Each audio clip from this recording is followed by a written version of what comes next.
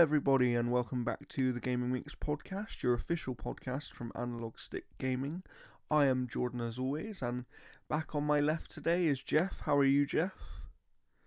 I'm doing quite well. How are you doing, sir? Good. Well, as you know, Jeff, I've had a bit of a tough week, and actually that brings me to something that I wanted to speak about a little bit, just because I think it would be an interesting future topic for the podcast. But at time of recording, for those of you that know me will know that basically in December last year I lost my son, and that was why I stopped doing a podcast for a while. And tomorrow is actually a year from the day that my son was born, and he also passed away.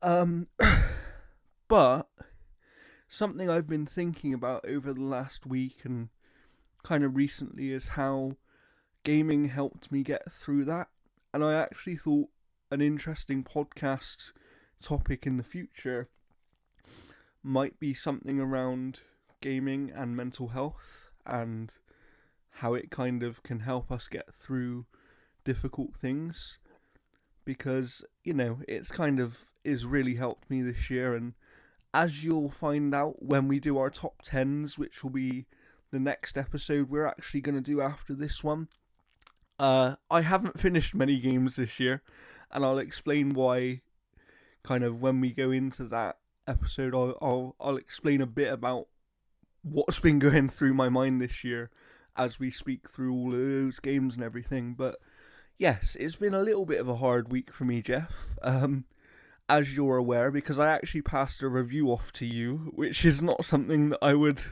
normally have to do.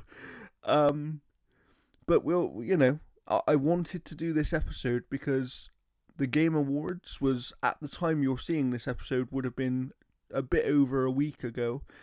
And it was a pretty good show, but it had some issues, so we'll talk a bit about that as well.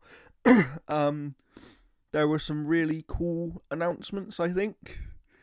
And, there were some surprise winners of awards here and there, I think, as well. I think a few of these awards went in ways that people might not have expected. And obviously we have to see who won the predictions. If you were keeping up with our predictions, you may already know, but we'll get to all of that later on. Because Jeff, before we do that, we want to talk a bit about what we've been playing, and we also have some news. 3 news stories this week, I believe. So why don't we get into the mix? And I actually want to start because there is a game I want to talk a little bit about. Because it's one of the few games that I have played several hours of this last week. And that is Avatar, which you, of course, are reviewing for us. And I know you've played a lot more than I have, which is why I handed that review to you. In order to get the people in a prompt manner, or as prompt a manner as we possibly could. But I have to say, from the early hours of this game, I'm actually quite blown away. And I don't know if it's just because the game has surpassed my expectations in so many ways, but for example, 2 of the things that immediately stood out to me is like, this is a visually stunning video game. It's one of the best looking video games I've played this year, but also alongside that, the audio presentation in this game is super unique in terms of how it handles audio, and it really, look, they're not matching the quality of the movies in terms of the presentation, but presentation really stands out in this game as being absolutely top notch, especially when compared to other Ubisoft games as well. I think it's a vast improvement in many ways over those games. But the other thing I wanted to say on it, and I'm sure you can talk about this game as well a bit, Jeff, is that something that surprised me is, going in, I was very much of the feeling that it would be Far Cry but Avatar. Do you know what I mean? Because I think that's what a lot of people expected. But as I play more, this game is very unique even on a gameplay level. Like, yes, it still has some of those systems you would expect from a Ubisoft game with the kind of crafting and the different gear levels and things like that. But the actual gameplay moment to moment feels quite different. To me, it doesn't feel like a Far Cry game when I play it. You know, when you're kind of running around with your bow and you're double jumping and you're sliding everywhere. It's just it. Well, I mean that a lot of people forget about Far Cry Primal. That's true. That's a good point. So So I mean, like it's still that kind of thing because like you still have like it still has the Far Cry DNA, but for me, like how I'm kind of describing it is this is if like the Far Cry devs made a Horizon game, in that kind of respect where it's very trimmed down to kind of basic weaponry. Like you still have like human weapons and stuff like guns and shotguns, and the shotgun is unbelievably good. Um, like it's very good, and like I've got like I'm pretty far in it. I think I believe I'm in like kind of like the final area that you kind of unlock because like some of the weapons that I need to upgrade um for a mission in one of the walkthroughs said that the particular item that I'm looking for is in the last area that I unlock, and so that's where I'm at right now. Yeah, like it is very good. Like when this game was first coming out, I didn't watch any trailers. Even if I posted news about it, I didn't watch any trailers whatsoever. I think I only ever saw like the first initial one, and even then, I think that was just like a tone piece. I don't think it actually showed. yeah, I think the first time they showed it, it was just setting the tone of it, and then I think they didn't actually show gameplay until last year, because obviously we've been aware of this game for quite some time, and actually, if you pay attention to reports before initial announcements and things like that, this game has been a very well known thing for many, many years. Um, because originally the feeling was that they were potentially trying to line it up with the release of the second movie, and that's why the game maybe was taking so long.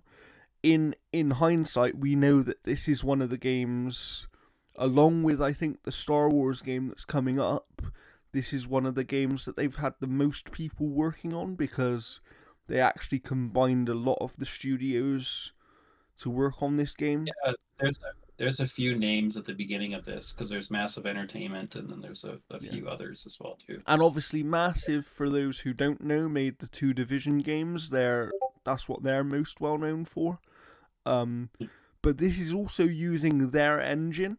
So their engine is the Snowdrop engine, and they've upgraded it here. And I really do recommend going and watching the Digital Foundry video, even if Yeah, I you still have to watch that. even if you are not technically inclined in the way that Digital Foundry's audience usually are.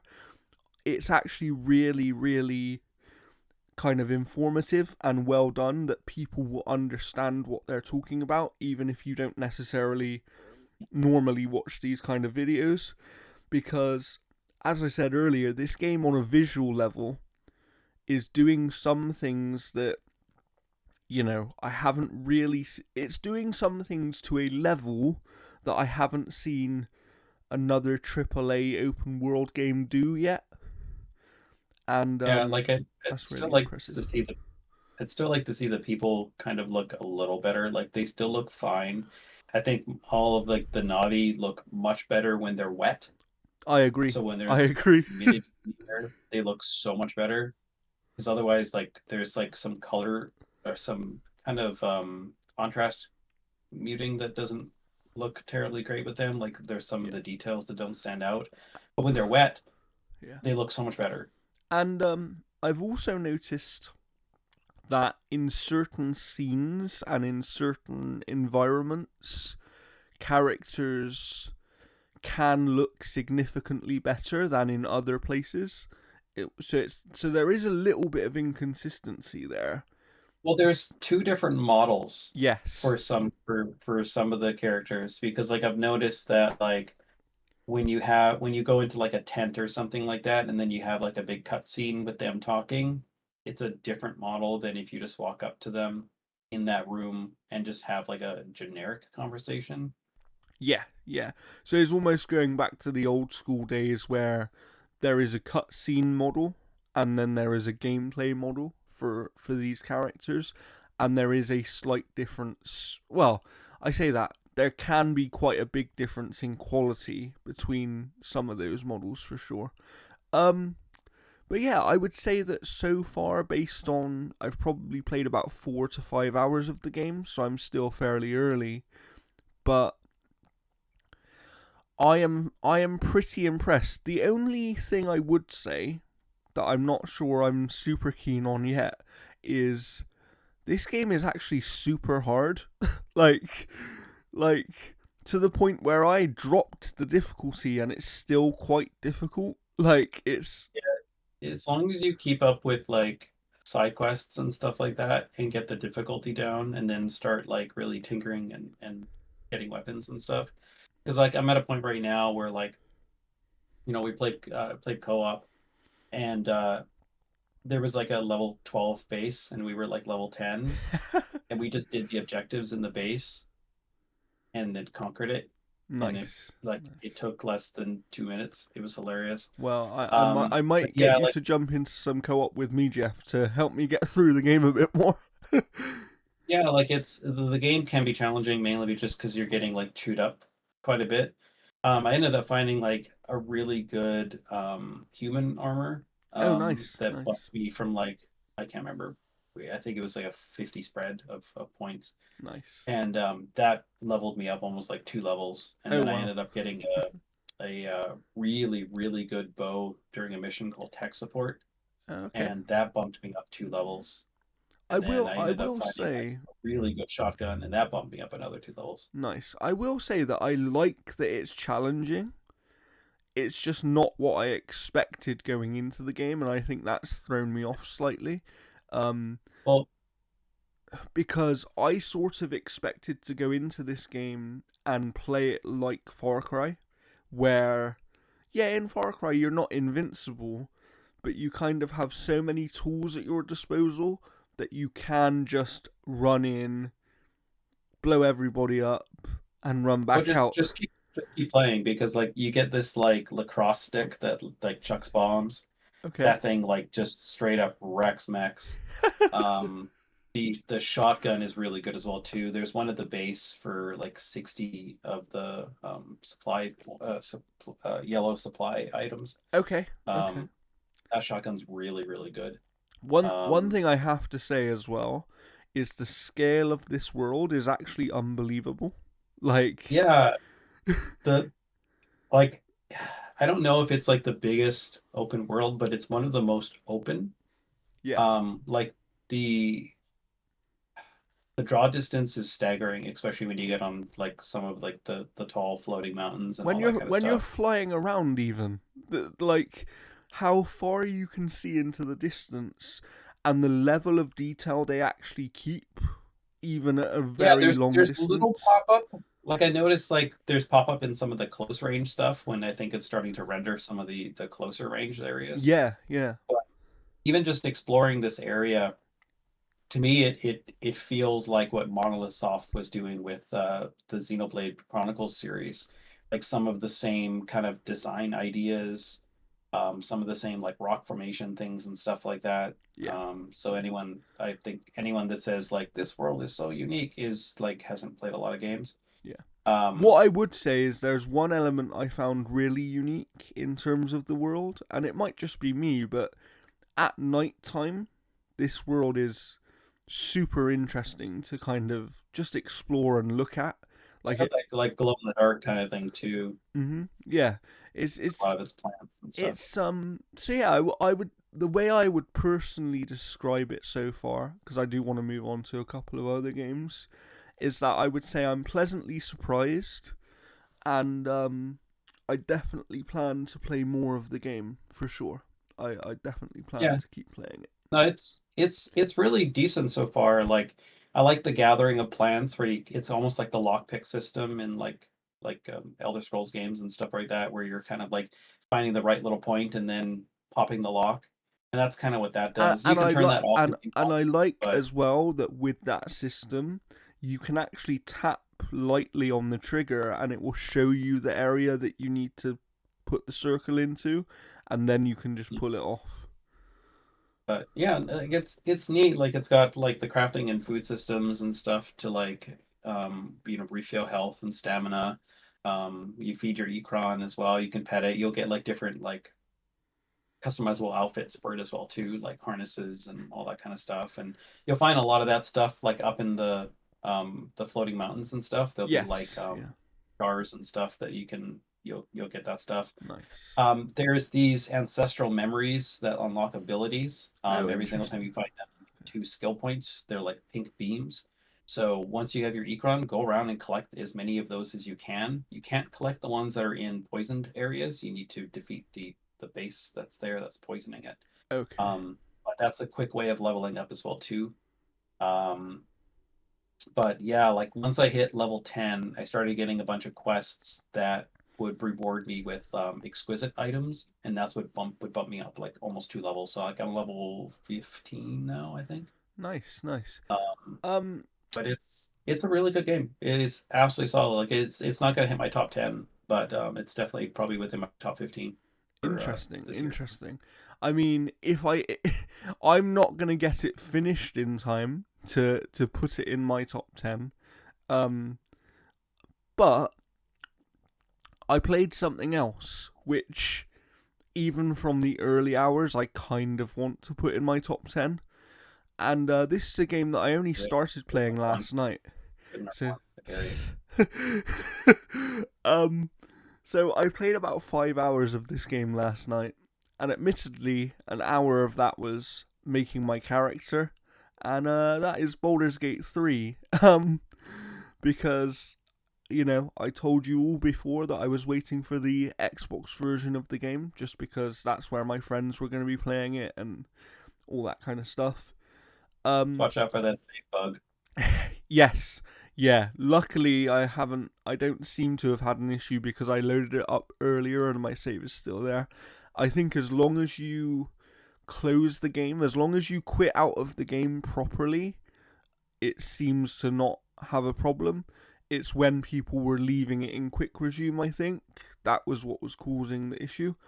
Um, but Xbox, it sounds like that's a problem on the Xbox end rather than the game specifically, because Xbox support have actually said they're looking into a fix for it. So that's interesting there. But what I will say is, I'm not sure that I love the game yet, because I've obviously only scratched the surface of what this game is, and really I'm only beginning to even scratch the surface.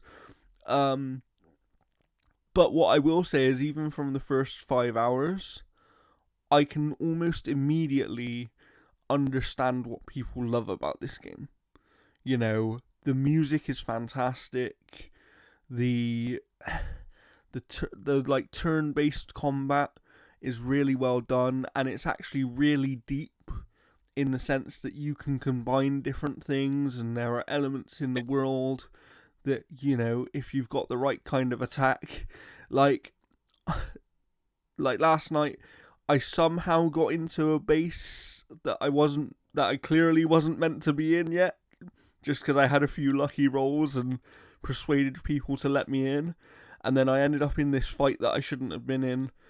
I got killed, but during this fight, I basically exploded a barrel of oil and set the whole place on fire, and it was just like, even that was something I didn't know was going to happen. Like, yes, that's a video game thing, but it was just the dynamic way that it happened made it feel unique compared to other video games, because it was like, I hit an attack, oil spilt out all over the floor, and then I hit a fire attack and it just set the whole floor on fire where this oil was. You can like toss out like ice attacks, and even if you can't like reach them, like say you're not close enough for your ice attack to hit Yeah. in front of them, you could hit the ice attack in front of them and then turn the entire ground to ice. So when they try to come to you, they just slip and fall. And you could do that on stairs, and it's so fun. Or That's like you can like cause like rainstorms or whatever like that, that's and then have amazing. someone else That's like an amazing. electrical storm, and then it So just electrocutes all. so yeah, what I would say is, you know, I'm gonna try and play more of it this week because if I can play enough of it, it might sneak into my top 10, even though it's an uncompleted game, because I do have a few in my top 10 that are uncompleted just because of my circumstances this year, as I kind of alluded to earlier. Um, there were a couple of months this year that I literally didn't play video games. It just became quite difficult. But even from the first five hours or so, like, it's very clear that this is an excellently made video game, and the only reason I'm not sure that it will quite connect with me in the same way that it does with most other people is that I'm very particular about the type of turn-based game that I like, and there are certain things so far about this turn-based system that I'm not 100% keen on, because I don't think they're explained very well, in the sense of, sometimes I'll move and then it'll be like, you haven't got enough points to do this other thing. But then other times I'll move and it'll be like, you have got enough points. And It depends on how far you move. no, I do know that, but what I'm saying is, I don't think the game explains that very well. And I think that there's not enough of an indication, in my opinion, maybe I'm missing something, but there's not enough of an indication of where that line is between being able to perform a second action and not being able to. So that's made things at times a little bit more difficult than they needed to be. I think there is. I'm just trying to remember because I thought there was like if you move somewhere, it shows where it depletes. Interesting. Maybe it does. Maybe it does. Like I said, I'm literally only just very early on the game, so I'm still learning these systems. But one thing that really impressed me is already I can see how different situations would have gone differently based on certain things. So early on, there's a bit in the game where I have to get somebody out of a cage, right? Or I encounter someone and I can get them out of a cage. I can leave them. There's like 4 different ways I could have got them out of this cage potentially. And I managed to just basically persuade the guards to disappear and then fire my arrows at the bottom of this cage and it destroyed the cage.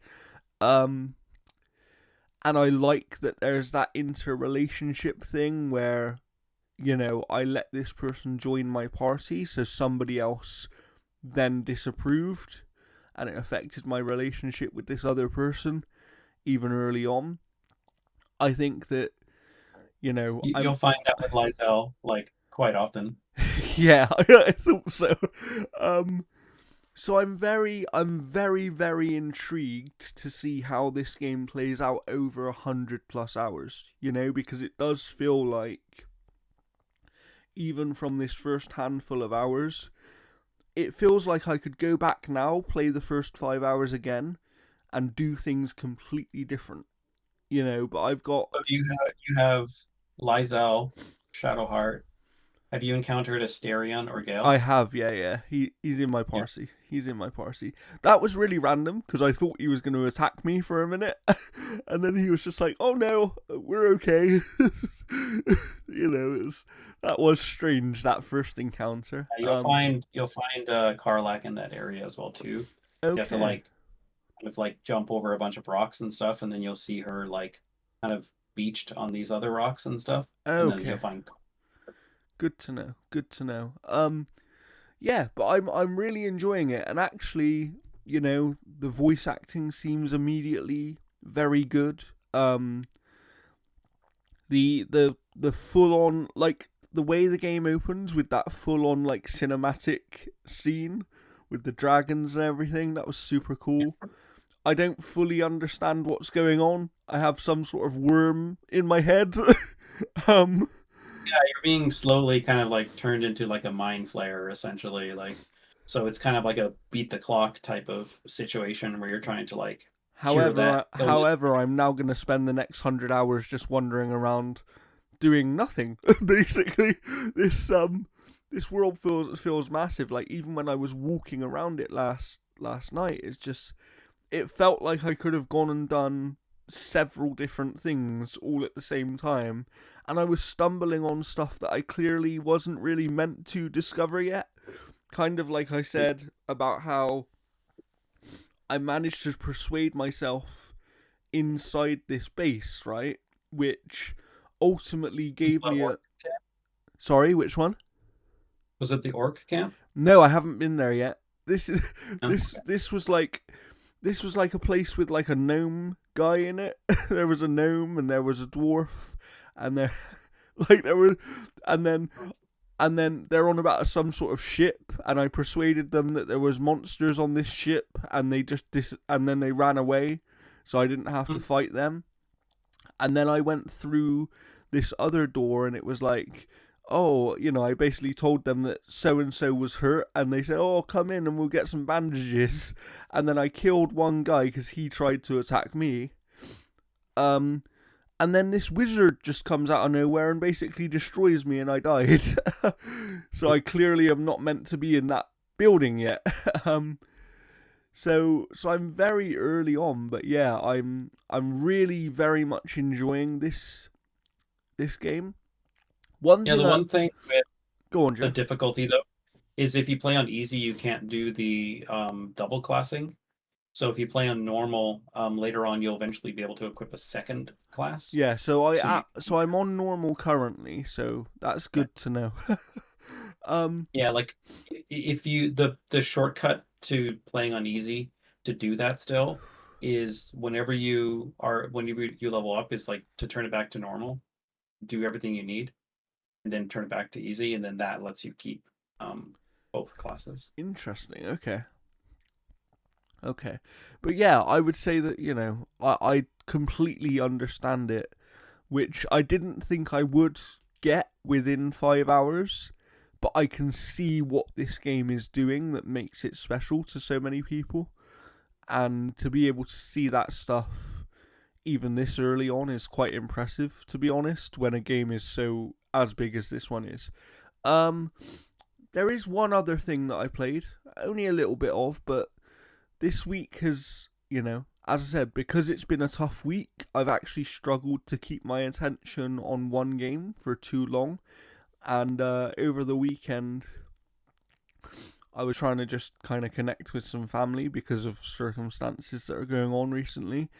And we all ended up playing Call of Duty Modern Warfare 3 Zombie Mode, which was the first time that I played it this year. I've played zombie modes in the past, and obviously they're normally round based and they're interesting. This one is a bit more like an open world. You're basically dropped onto like a war zone map, and you have to go around completing contracts to get money, and you're killing these zombies, but there's also mercenaries on the map, which are AI mercenaries. Um, and they can kind of come after you and try and kill you. There are different zones of the map which are harder or easier. Um, and there are actually other players on the map, but one of the changes compared to the round based stuff is that you don't have an unlimited time. So you go into the match, and I think you have 50 minutes or something like that. You have about 50 minutes to go in, get gear, and get your stuff, and then come back out. And the interesting part of it is, if you die, you lose any stuff that you're carrying, and you can't use in the next round. But if you but if you extract successfully, you carry over that stuff. So it's kind of almost like, how would I describe it? Almost like a roguelike type version of a zombie mode, because you're improving over time, and there are certain things that don't carry over, right? So, for example, if I pick up all the perks in one round, those don't carry over to the next round. I have to get them again. But if I pick up a level 4 armor plate thing, so I can have 4 plates of armor, that carries over. Or if I pick up a legendary gas mask or something, that carries over. If I pick up a bigger backpack, that carries over. But again, if I die, I lose that stuff, right? So it's kind of this balance between risk and reward that hasn't previously been in the round-based zombie modes that they've had in Call of Duty in the past. And what I like is they've already said that they are going to be adding the round-based mode in the future for people who want that style of zombie mode as well. So they're going to have these kind of two distinct styles of zombie mode for Call of Duty. But this new one's interesting, and I only played 3 or 4 rounds. But yeah, it's super interesting. It's a nice new spin on the mode that kind of has always been fun to play, but definitely it got to the point where every time there was a zombie mode, you knew exactly what you needed to do for the most part, because other than having a new map, they virtually functioned exactly the same. Whereas this actually is a bit different, and the gameplay loop of it has changed because it's not round based, right? It is round based, but in a different way. And yeah, that was really interesting. So I'll play more of that as well. Yeah, I think that was kind of me for this week. It was 3 games. Enjoyed all of them. Gonna play more of all of them. And actually, no, there was one other thing that I started. And that is the Alan Wake 2 New Game Plus, which released on last Monday, if you're seeing this episode. But basically, the reason I'm playing this mode is, 1, I love the game. Go and read my review to find out why. But 2, there's new story elements in New Game Plus. So there's more manuscript pages you can find to flesh out the story more, and there's also a new ending to the game. So I guess in a way, the true ending is the New Game Plus ending, which is a strange choice for them to make. But given that they're doing DLC and stuff as well, it kind of makes sense to me, because I'm not sure how different that ending is going to be, but the way they've described it is it will answer some questions that people had about the original ending, and it will also bring up new questions. So I'm excited to kind of see that, but that's something that I'll probably play over time as I'm kind of playing other things, because obviously, yes, I love Alan Wake 2, and it's, one of my favourite games of all time now, but I don't need to immediately play the entire game again necessarily, as much as I'd love to. There's just too many other things to play, which I'm sure, Jeff, you can relate to, because you've been playing quite a bit, I imagine. Yeah, the only other game that I'll briefly kind of touch upon is Arizona Sunshine 2. The review's out for that one right now.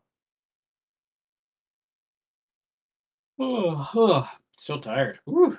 No, it's Arizona Sunshine 2 is actually really good. It's got some issues that I think VR generally has. and there's some sensitive controls and stuff like that that kind of get in the way. But kind of neat little zombie game. You basically have like a dog companion where you can send him out to like kill zombies, and the story built around the protagonist of the dog is actually really good. It's got a lot of decent heart to it. I like the story that kind of follows these two as they try to escape.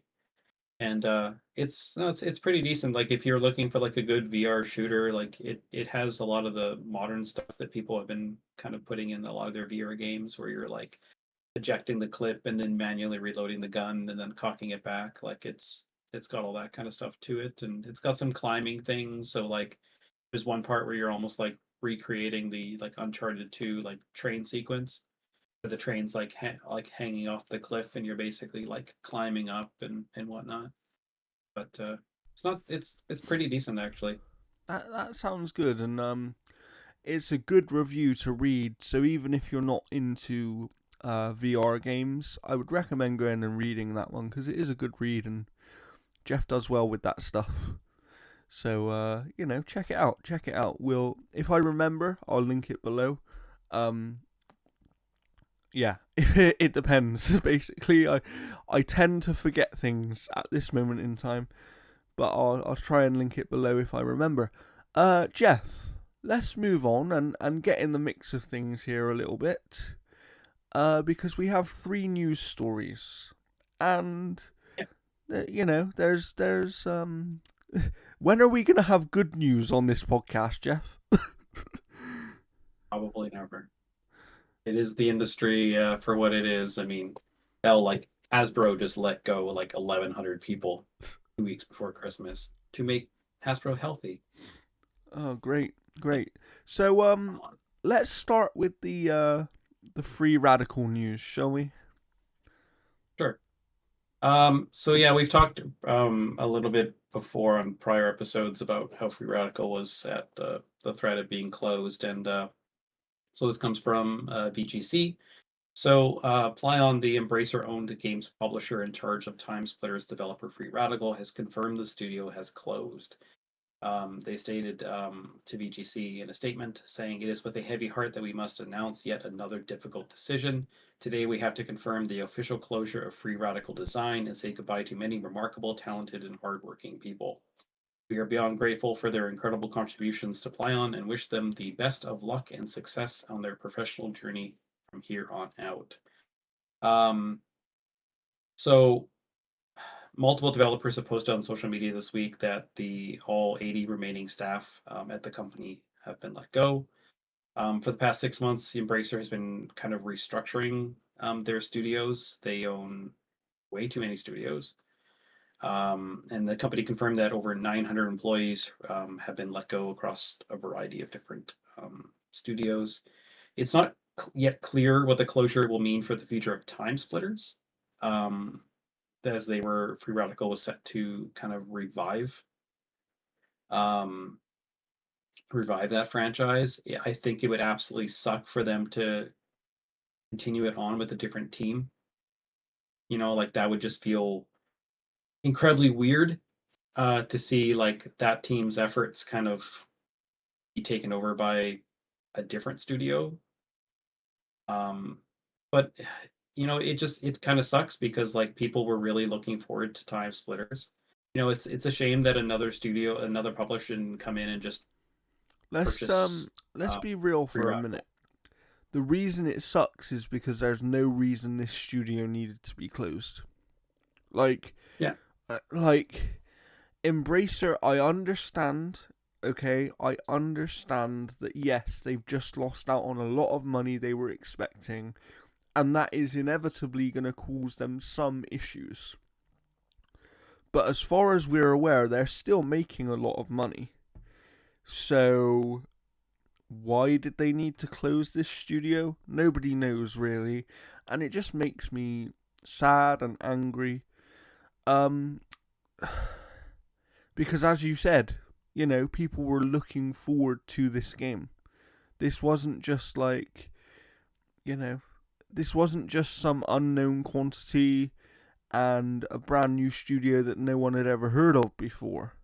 This is this meant something to people, and it certainly meant something to the people that have just lost their jobs because of this studio closure.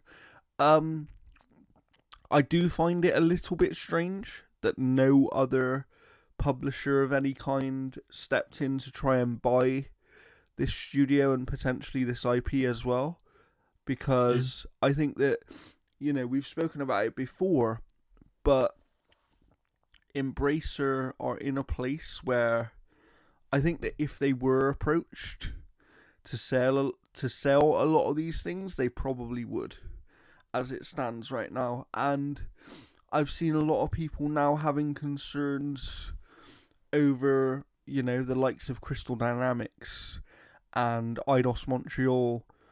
And we said it before that, I think I said previously that I really do expect that sometime within the next few years, Crystal Dynamics will probably be owned by Microsoft. I think that's almost an inevitability to me, given the way that things are going with Embracer. I can't see how, unless they're basically going to shut down all of their smaller teams to just keep those bigger studios open, I can't see how they're going to continue to function, because I don't know what's going on over there, but it feels like it's falling apart, right? And I didn't realise till recently that Eidos Montreal is also working with Microsoft and Xbox, because they're actually supporting development on the Fable game. I didn't know that. I wasn't aware of that. And I have seen a lot of people this week, after the closure of Free Radical, sort of being like, okay, this is the one time that we're actually okay with anybody acquiring any of these studios. And, Crystal and Eidos in particular, I think people are very concerned about, because those are big studios that we don't want to see go out of business, because they've made some amazing games over the years, right? But they're almost legacy studios at this point. Yeah, so I'm interested to see what continues to happen here with Embracer Group, and I'm just very worried for a lot of people, not just in these bigger studios that they own, but all of these smaller studios. Let's remember that, they own so many studios, Embracer. They own an amount of studios that it's not possible to run successfully. And I think that has kind of been proven now by the fact that their business seemingly is falling apart, right? Like, is Gearbox going to last much longer? That's another one that I'm kind of concerned about, because they bought Gearbox, didn't they? And it's, what's going to happen with them? I am really, really concerned. I'm concerned for people's jobs. I'm concerned for the industry.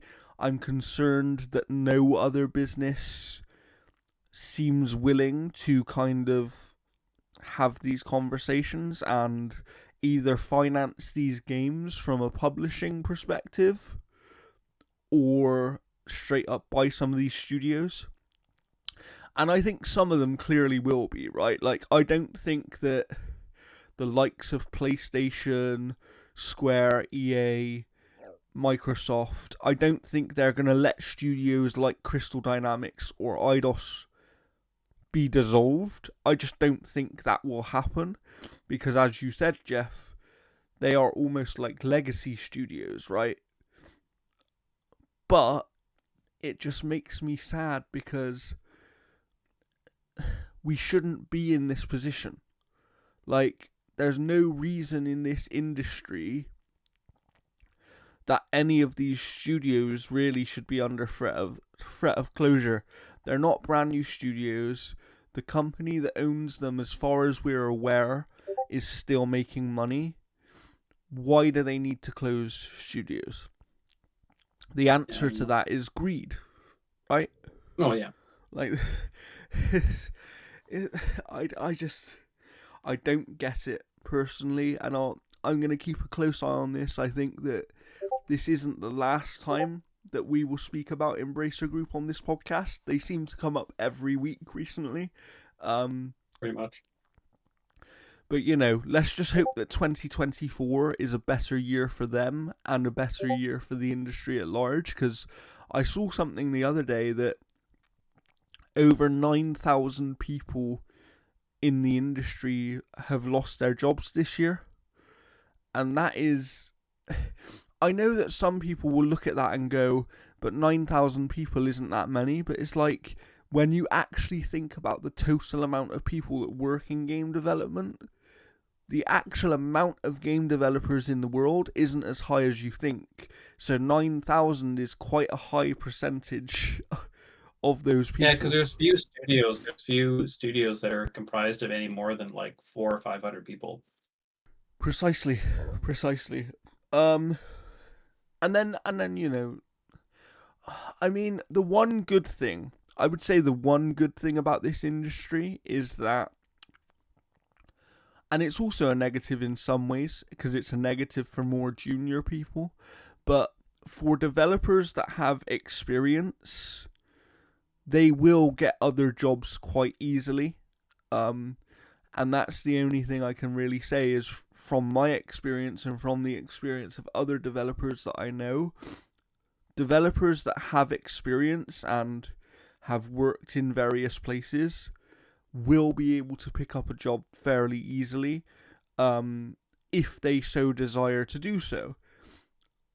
The other part that makes me sad about this whole situation is this is the kind of thing that puts people off of being game developers, right? We've seen devs before who lose their jobs and then they just completely leave the industry because they don't want to do it anymore, you know? And we see that... Go on, Jeff. Yeah, like Lucy James was talking about it, I think on the, I want to say, I can't remember if it was her Friends Per Second podcast. I think it was that one, where she was talking about how like a friend of hers has like some type of like program where like students learn a like craft or something like that about how getting into like a game design or something like that. And then she ended up getting a reply from her friend saying that, hey, I've taken a look at current news across the industry and I don't think we want to introduce them to that. You know, where it's like getting into game design right now, like I can't imagine being students that are like that are a couple years into like game design college and all that kind of stuff. Yeah. Kind of looking at the industry now going like, did I just waste all this time and money? Yeah, it's scary, right? You know? It's just... And it's scary for these juniors because it's hard enough for them to get a job as it is. And, you know, when there's so much experienced talent available out there, like we were just saying, 9,000 people this year, or more than 9,000 people have lost their jobs in game development this year, right? I guarantee you that, you know, other companies will be looking at those people and being like, okay, what talent can we take? What are the people that we want to bring in to help us make games, right? But what that means is, because those people that are more experienced are available, what happens? The people who've just completed their courses and maybe they don't have any contacts or whatever, right? They don't have any contacts in the industry.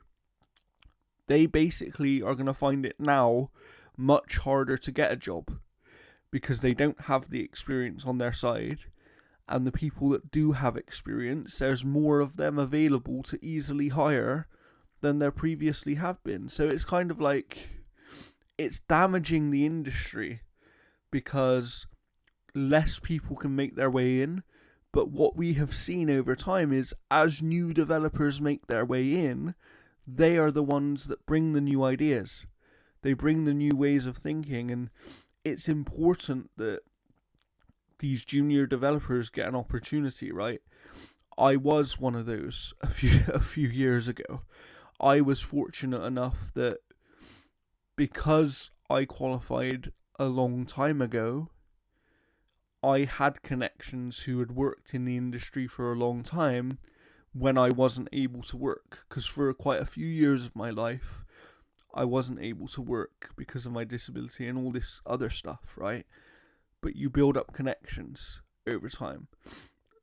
And I was fortunate enough to know people that worked in the industry and kind of could give me an opportunity, right?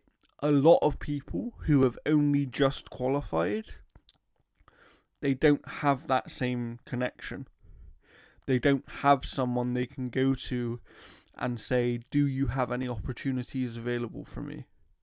You know, and it's just become so much harder for them. I don't know right now, other than the prospect of a well-paying job, I don't know why anyone else would even consider getting into game design, because quite frankly, what this year and probably last year to some extent as well, what these last couple of years have shown is that, you know, it's not a stable job to have, in the sense of it's a good job to have, it's well paying, and there are always going to be opportunities available. Like, if anyone tells you the opportunities aren't out there, they are sort of lying, or they're not looking hard enough, because the industry is big enough that there is always opportunities available. The problem is, you might be working on a project for 3 years, and then you get let go, even though you've done your job to an amazing ability. Do you know what I mean? I'll put it this way. It's kind of like contractors in the industry, and that's different. I know that is different, but you look at something like Last of Us Part 2, I believe something like 2,000 people worked on that video game in total, and yet only 400 of those people are full-time employees by Naughty Dog and PlayStation. Right? So what happened to the other 1,600 people who worked on that video game? You know, they either their contracts ended and they then had to find new employment, essentially. Well, that was the problem with like Halo Infinite, where like it had a Yeah. rotating like development roster because of like how Microsoft did hiring for it. So people would have their contracts expired, have all this experience, and then you bring new people in to like take over this stuff. It's something needs to change in the industry about the way that, about certain things to do with employment and the way that kind of people's contracts are handled and all that kind of stuff. Because it's just, I understand that, okay, business is business, and you're always going to make business-oriented decisions. But when you're a company that is making potentially hundreds of millions of profit per year, and you're then closing studios, that kind of doesn't inspire any confidence in your company, and it damages your reputation with people. And we know in gaming specifically, the reputation you have with the audience is perhaps more important than anything else, because the reputation instills a loyalty and a trust, right? And right now, I would hazard a guess that Embracer Group not only have lost the trust of the player base, in terms of anyone who's informed about what's going on at Embracer, I don't think is looking at them very kindly right now. You know, and then they've probably lost the trust of developers as well. It's going to be even harder for them to employ people now. But the problem is they've just closed an entire studio. But I guarantee you that somewhere in one of their teams, they're hiring more people to go and work on a different project, right? And yes, this stuff always happens. I'm not saying it doesn't always happen. It's just the fact that it doesn't need to happen, and that's the issue. I I just don't know how you fix that. You know, I saw a piece of news recently, and perhaps you can find it, Jeff, but it was connected to Microsoft and the ABK acquisition, where recently they just gave, I think it was 100 temporary QA staff. They essentially gave them what would be a more secure employment deal, due to, you know, workers' rights unions and stuff like that. Microsoft are doing quite a good job on the gaming side with improving things for employment, and I'm hoping that someone of their size making moves like that to allow significant change in the way that employments work in the industry will kind of see others follow suit. Because, you know, we've seen many of their teams unionizing now. I believe Obsidian have a union of some kind. Activision have a couple of unions. And Microsoft are actually working with these unions, and kind of what I was reading is, I think 70 people were going to lose their jobs, and they were temporary staff, but because of the union and whatever deal they made with Microsoft, these 70 people that were going to lose their jobs are now keeping their jobs. And that kind of says to me that, you know, if there's a willingness out there to have some sort of conversation between the employers and the employees, then you know, let's have those conversations. And this is why, in my opinion, unions are really important. I'm not saying unions are perfect. I actually think that they can cause some problems if let's put it this way. If used in the wrong way, I think unions can cause problems. But generally speaking, we've had years of this industry having no unions and having no protection for the employees in the industry, regardless of the company, that I think we need to see more of these unions, right? Because let's say that the Embracer game dev staff all had a union. I'm not saying that would have stopped Free Radical from being closed down, but it may have stopped these people from losing their jobs. And that is the difference, right? There may have been some sort of deal that could have been had between the employees and the employer that would have made it more acceptable for the employer to be like, okay, we'll keep you on, we'll just shuffle you people around. And that reminds me of the news recently about Bungie being concerned about kind of almost like a hostile takeover by PlayStation, even though PlayStation and Sony own them, right? Sony owns PlayStation, has no ownership on Bungie at all. Yeah, so Sony own them, and obviously, but Bungie have kept their mostly independence from PlayStation. But there's a concern within Bungie that over time, if they keep failing to meet certain targets, that basically they will lose that independence. But it's you know, I understand that concern for the employees and stuff, but again, it's just that thing of we need to have employees need protection from employers and from decisions that don't make sense. And I think right now in the games industry, there isn't enough protection. And you could say that about many other industries as well, but the lack of unionization, to me, is the biggest problem. I think if you have more unions, many less of these problems will ever happen. Like, you're always going to have the issue with contractors specifically, right? Because that's what contractors are. When you are a contractor, you are paid and brought in to do a specific job, And when that job is finished, your employment with the person who is paying you is finished. But when you choose to be a contractor, you know that that is the job. So you're accepting that as part of it. When you are a full-time employee, you should have some protection over, oh yeah, sorry, you're fired today, or your studio is shut down today. Do you know what I mean? Like, there needs to be some sort of protection for these people. And I'm just, quite frankly, I'm sick of it. Like, I'm sick of, I said earlier, when are we going to have some good news on this podcast?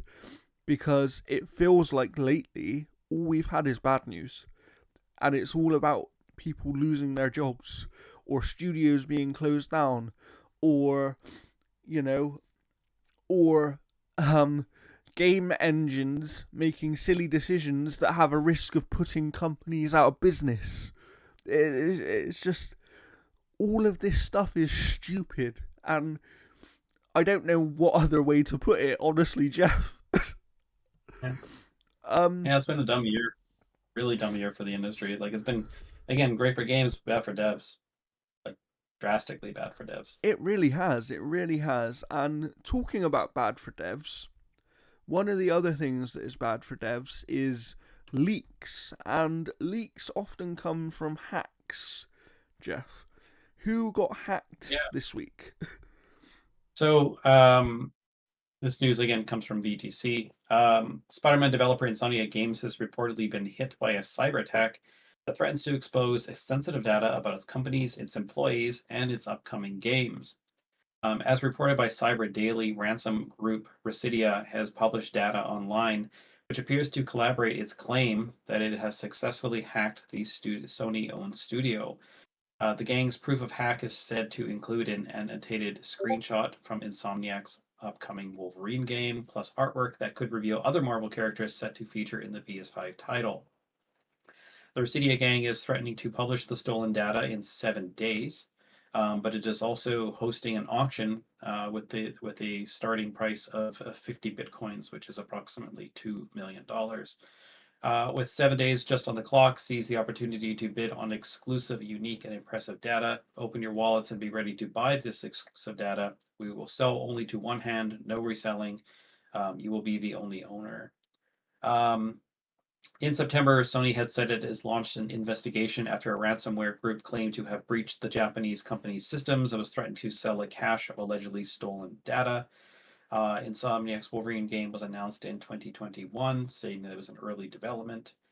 And there's been an update. So the Sony Interactive Entertainment said in a statement issued to VGC that it's looking into reports that Insomniac has been hacked. We are aware of reports that Insomniac Games has been the victim of cybersecurity attack. We are currently investigating the situation. We have no reason to believe that any or other SIE or Sony divisions have been impacted. It also appears to include, this isn't part of the update, this is part of the original document. It also appears to include employee passport scans, a personal document related to Spider-Man voice actor Yuri Lowenthal, internal emails, and confidential documents. So they've made us, Sony has made a statement saying that they are looking into it. So there's no confirmation yet, but it sounds legit, considering the validation of some of the source. It does. I've reached out to a few people I know, but I haven't heard anything back on it. But I would say, and I'm not normally one to check out leaks and stuff, especially about games that I'm actually super interested in, because I don't agree with leaks whatsoever. But just given where this leak came from and the potential risks of it for people that I actually know and care about, I would say, based on what I've seen that is floating around out there, this looks very real. This looks like, this group of people have some serious information that can pose a risk to individuals, and something needs to be done about this. Let's be honest. something needs to be Yeah, done. especially the passport scans and stuff like that. Like it's different if it was just screenshots and trailers and that kind of stuff. Because I mean, Sony could essentially just whip together some type of like reveal trailer and Yeah, announce it ahead of time and then get ahead of all of it. yeah. Um, but ultimately, I'll go back to what I always say, which is leaks suck. No one should be leaking anything really. Um, and slight spoiler for the Game Awards here, but I'll put this one out there just because it was a sign of the games industry and games media doing the right thing for once. A lot of people knew about the Blade video game, which got revealed, which is being worked on by Arcane Leon, right? And I was aware that Arcane were showing a new game at the Game Awards. I didn't know it was Blade. But what I would say is pretty much every media outlet knew that Blade was getting revealed, and nobody leaked it. Nobody leaked it because you don't take moments away from people who spend years of their life working on these video games. And also, the problem with leaks as well, from a gamer perspective, I know they're all well and fun, and it's nice to see things early, right? But the problem is, leaks can also leave a very bad impression, because most of the time, things that leak are years old, or they're so far behind the times that they're not even representative of the thing that you're going to see when the game is actually revealed.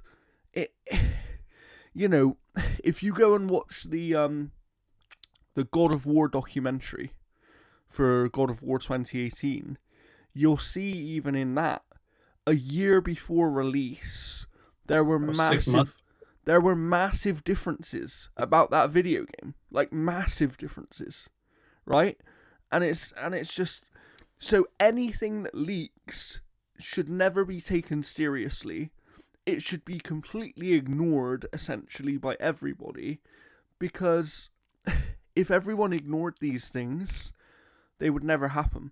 Because if nobody cared about them, what would be the point, right? And I think there's a difference between leaking information about a studio, such as, I don't know, such as they're working on a new sci-fi project. I don't think there's an issue with that, because you're being vague enough that you're not really taking anything away from anybody.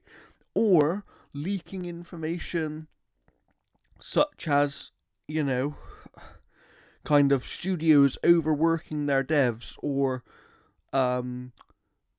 finding out about accusations that have been made and things like that about studio leadership. I have no problem with any of that stuff, because that is completely different. But leaking screenshots or gameplay, or even details about what a game is on a deeper level, that I have an issue with that, because that you are actually taking away from people who want to have a moment, and they've spent years of their life building up to this moment. And we saw it recently with the GTA 6 leak, right? Where that trailer leaked a day ahead of time, and Rockstar ultimately just released the trailer early.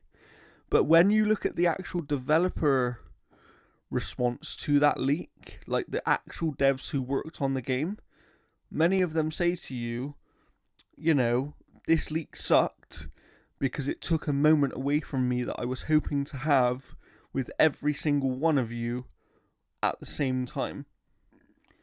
And there was another developer who said, like, they spent years of their life building up to this game, and they wanted the reveal to be something special, but once it leaks, it doesn't feel special anymore. It damages their experience, and nobody has the right no one has the right to take these things away from these people. Like, it's literally their life. Look at, I don't know, look at Cory Barlog and the way he responded to the God of War 2018 reviews. Right? Everybody's seen that video. Famous video. Cory checks the reviews at the time they come out, and he literally is in tears. And the reason for that is because the guy spent years of his life making this video game, hoping that people would love this video game. It's the same kind of thing. It's when you leak something from a video game, you're taking that kind of moment away from some developers. For some devs, the only thing they might work on is a trailer. So if you leak it, you're taking away their work. You're giving away their work. You're taking away their moment. This stuff needs to stop happening. Like it, and you know, on a more serious note, like we said, when you're taking people's personal information, to be quite honest, like, obviously there's going to be some sort of legal action here, you know, because there's legal action with leaks anyway. But you're overstepping a line when you're starting to take people's personal information and kind of offering to sell that on. That's not okay in any way whatsoever. It's not okay. It never will be okay. Anything more to say on this one, Jeff? Yeah, like it's the thing with like a lot of leaks as well too is that you get a lot of outlets that again like they're still trying to drive traffic, so they're obviously going to like pay attention to like a lot of these leaks because it does pull in traffic. So I think like as long as that is kind of the metric that needs to be hit for these outlets and stuff to be successful, especially like you get people like YouTubers that are like looking for like like views and all that kind of stuff, because it's still all kind of tied into that. I think leaks are always going to happen. I don't think that we're ever going to get a point in the industry where leaks will fade away or even change. If anything, they will increase even more. Absolutely, leaks are always going to happen. I don't expect us to ever be in a situation where leaks don't happen, because leaks happen in every single industry known to man, right? And especially in the entertainment industries, leaks will always happen because they know that people care about this information. It's like eventually it's going to leak whoever's going to be the next James Bond in the next James Bond movie, right? The reason that's going to leak is because people care about that information. So we'll never avoid leaks. But what I do hope is that we get to the point where people such as the media are, and I don't mean this in a negative way to the media, because ultimately they're doing their job, but I respect the media for their response to the Blade situation, because they chose not to take away a moment from Bethesda, Xbox, Arcane Leon, and that entire team, right? When they could have taken away that moment. But everyone... I'm just wondering if like, say like Microsoft or Bethesda or whatever is saying like, hey, we understand that this game has been leaked, and if they may had some type of like deal with these outlets and stuff like that, saying like, hey, if this title is like leaked, you won't get review code or something like that. Maybe. I mean, that could have happened for sure, but I just found... I don't know, what I'm trying to say is I hope that we at least get to the point where more leaks are treated the same way that the Blade leak was treated. In the sense that the most that people did with that leak was they just teased, oh yes, Xbox have some major stuff for the Game Awards. And that ended up being true. It wasn't just Blade. We'll talk about the other stuff later on. But, I just want leaks to be handled in the most responsible way possible.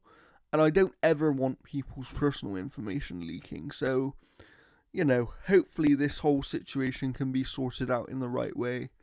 But we do have, Jeff, before we get into our main topic today, we do have one more piece of news, I believe. Yeah, I was actually gonna, before you said that, I was actually gonna transition into, speaking of leaking personal information, E3, the games industry former flagship annual event, is officially dead. The organizer behind the ESA has said.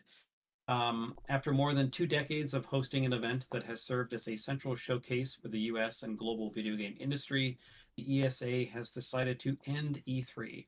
President Stanley Pierre Louis said I don't know, said in a statement, we know the entire industry, players and creators alike, have a lot of passion for E3. We share that passion, he added. We know it's difficult to say goodbye to such a beloved event, but it's the right thing to do given the new opportunities our industry has to reach fans and partners. E3 was created in 1995 as a means for retailers to meet with game publishers. The event quickly became the tentpole for the industry calendar, attracting millions of eyes and media coverage from around the world. However, in recent memories, many game publishers questioned its relevance as the digital world empowered them to reach out directly to their audience. The pandemic turbocharged this shift, and despite attempts at resurrecting E3, it never recovered. E3 was due to its return for its first in-person show in 4 years this summer as part of a multi-year deal with PAX organization ReedPop. However, after a month of build-up and uncertainty, the show was canceled in March. At the time, ReedPop claimed it simply did not garner the sustained interest necessary to execute it in the way that would showcase the size, strength, and impact of our industry. The events company later parted ways with the E3 organizer, the ESA, with the latter claiming in September that it was evaluating every aspect of the event. In the E3's absence, many other events took place in LA in June, including producer Jeff Keighley's rival Summer Game Fest, Ubisoft Forward, and an Xbox showcase. Speaking of the VGC, Keighley dismissed suggestions that competition from his rival event was partly responsible for the cancellation of E3 2023. In a new interview with the Washington Post, Pierre Louis suggested he was aware of the circumstances that led to E3's demise. He says, there were fans who were invited to attend in the later years, but it was really about a marketing and business model for the industry and being able to provide the world with information about new products. Companies now have access to consumers and to business relations through a variety of means, including their own individual shows. This This has been this coming was for a long time. it's been coming for a while, and yeah, like COVID definitely played a factor in that, and led to developers finding or publishers finding other means to essentially do this. And I PAX is still going strong, so yeah. There's a need for an in-person And event still. what I would say as well is, for anyone to say that Jeff Keighley's event and events in general haven't had an effect on this, that whoever says that is lying. And even if that's Jeff Keighley himself, it's a bit disingenuous to say that those events have had no effect, because I guarantee you that if those events didn't exist, E3 would still be going now. Because there is something about having that condensed time period where all of these companies have events, and yes, okay, not as many of them do it in the same week now as they used to, but they're all kind of around the same time. It's all usually within a week or two in a certain period in the summer, and it will continue to be that way, right?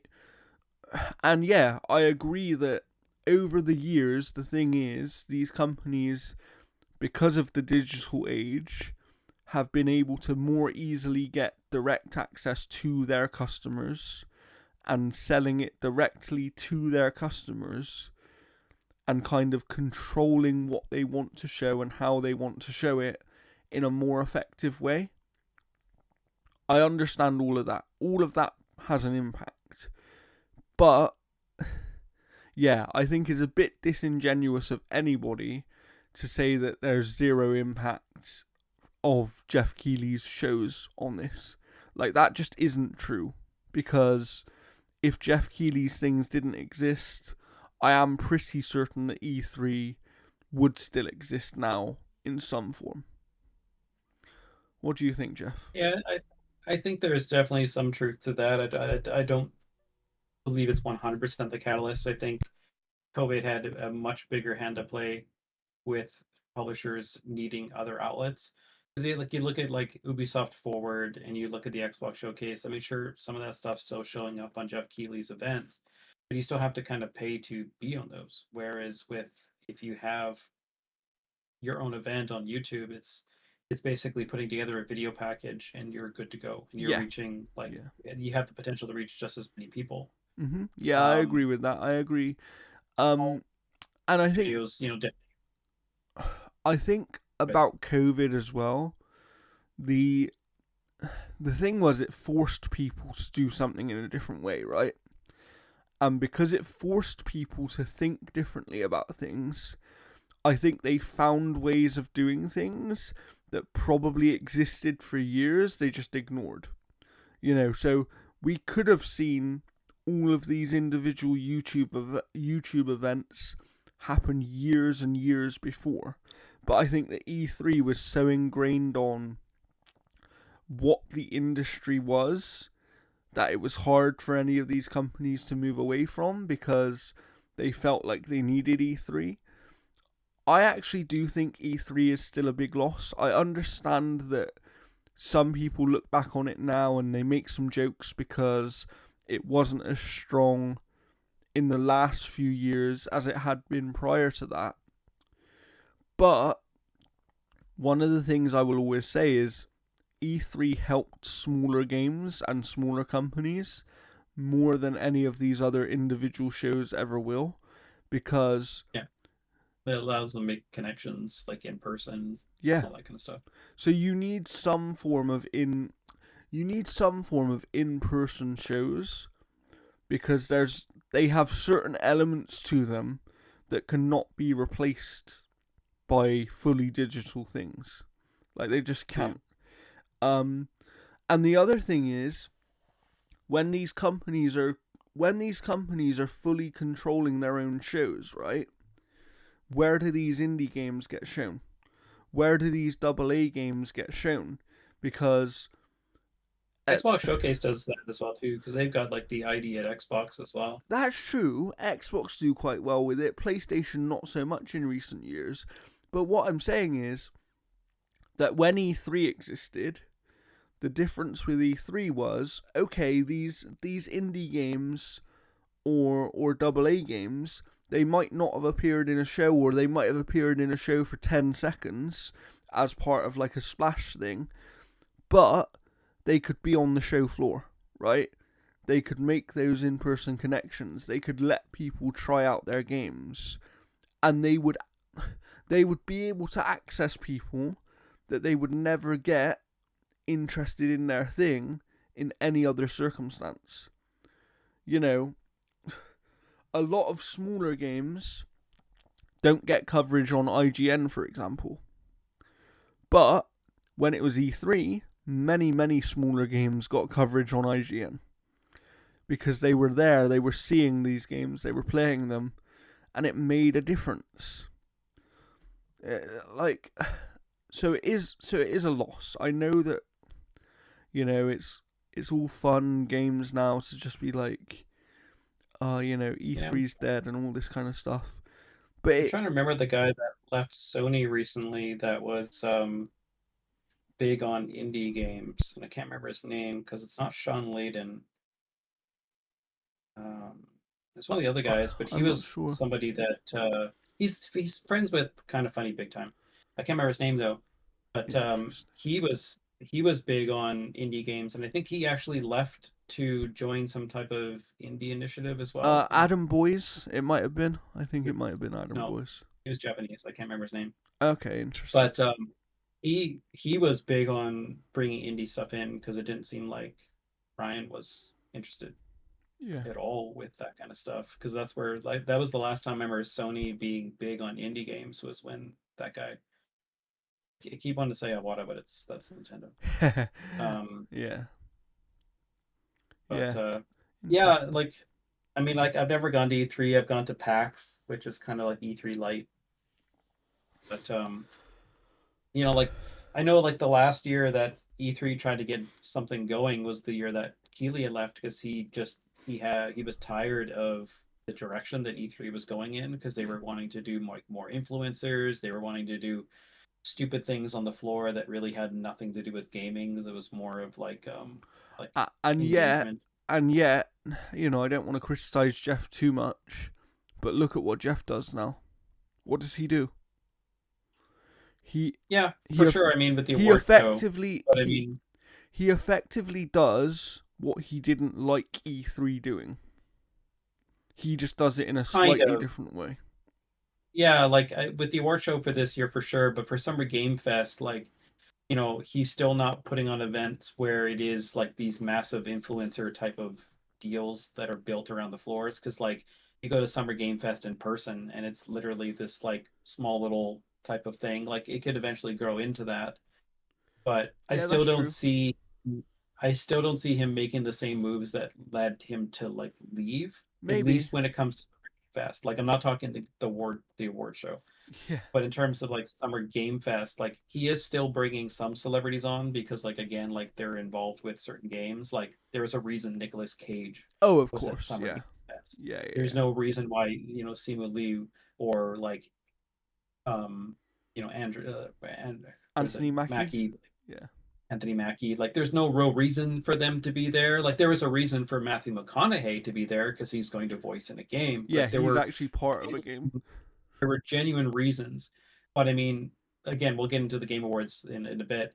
But when it comes to like Summer Game Fest, I still don't think it has become that like what where E3 was where it was kind of like planning its own downfall with moving away from games and making it, what it was, Yeah. Yeah. Yeah. For what it sure. was where it was heading. For sure. Um yeah, I think it's just like again the exact same time like the ESA was just not in a good place to kind of like bring E3 back. Yeah, And I I think agree. Repop was about the only other company I think that could have done it, but they just didn't have the. I mean, E3 was already a tarnished name by that point, and you weren't going to have Sony, you weren't going to have Well, Nintendo. it kind of goes back to what I was saying before about how reputation in the games industry in particular makes a lot of difference. It makes a Oh, when all significant that difference. when all that information was leaked about people, like there were people that literally had to move Yeah, yeah, because their home address was like leaked. Um, yeah, people were getting like harassed and stuff. Like it was awful. And like I wouldn't be a bit surprised if there were people that just never trust the ESA again after that. yeah. I am sorry if you see Jeff's video slightly freezing here. I don't actually know what's going on with that. It could be the internet connection here just because I'm in my roommate's office, just because like I don't have a wired connection right now. Okay, that makes sense. There we go. But you can still hear him, so that should be fine.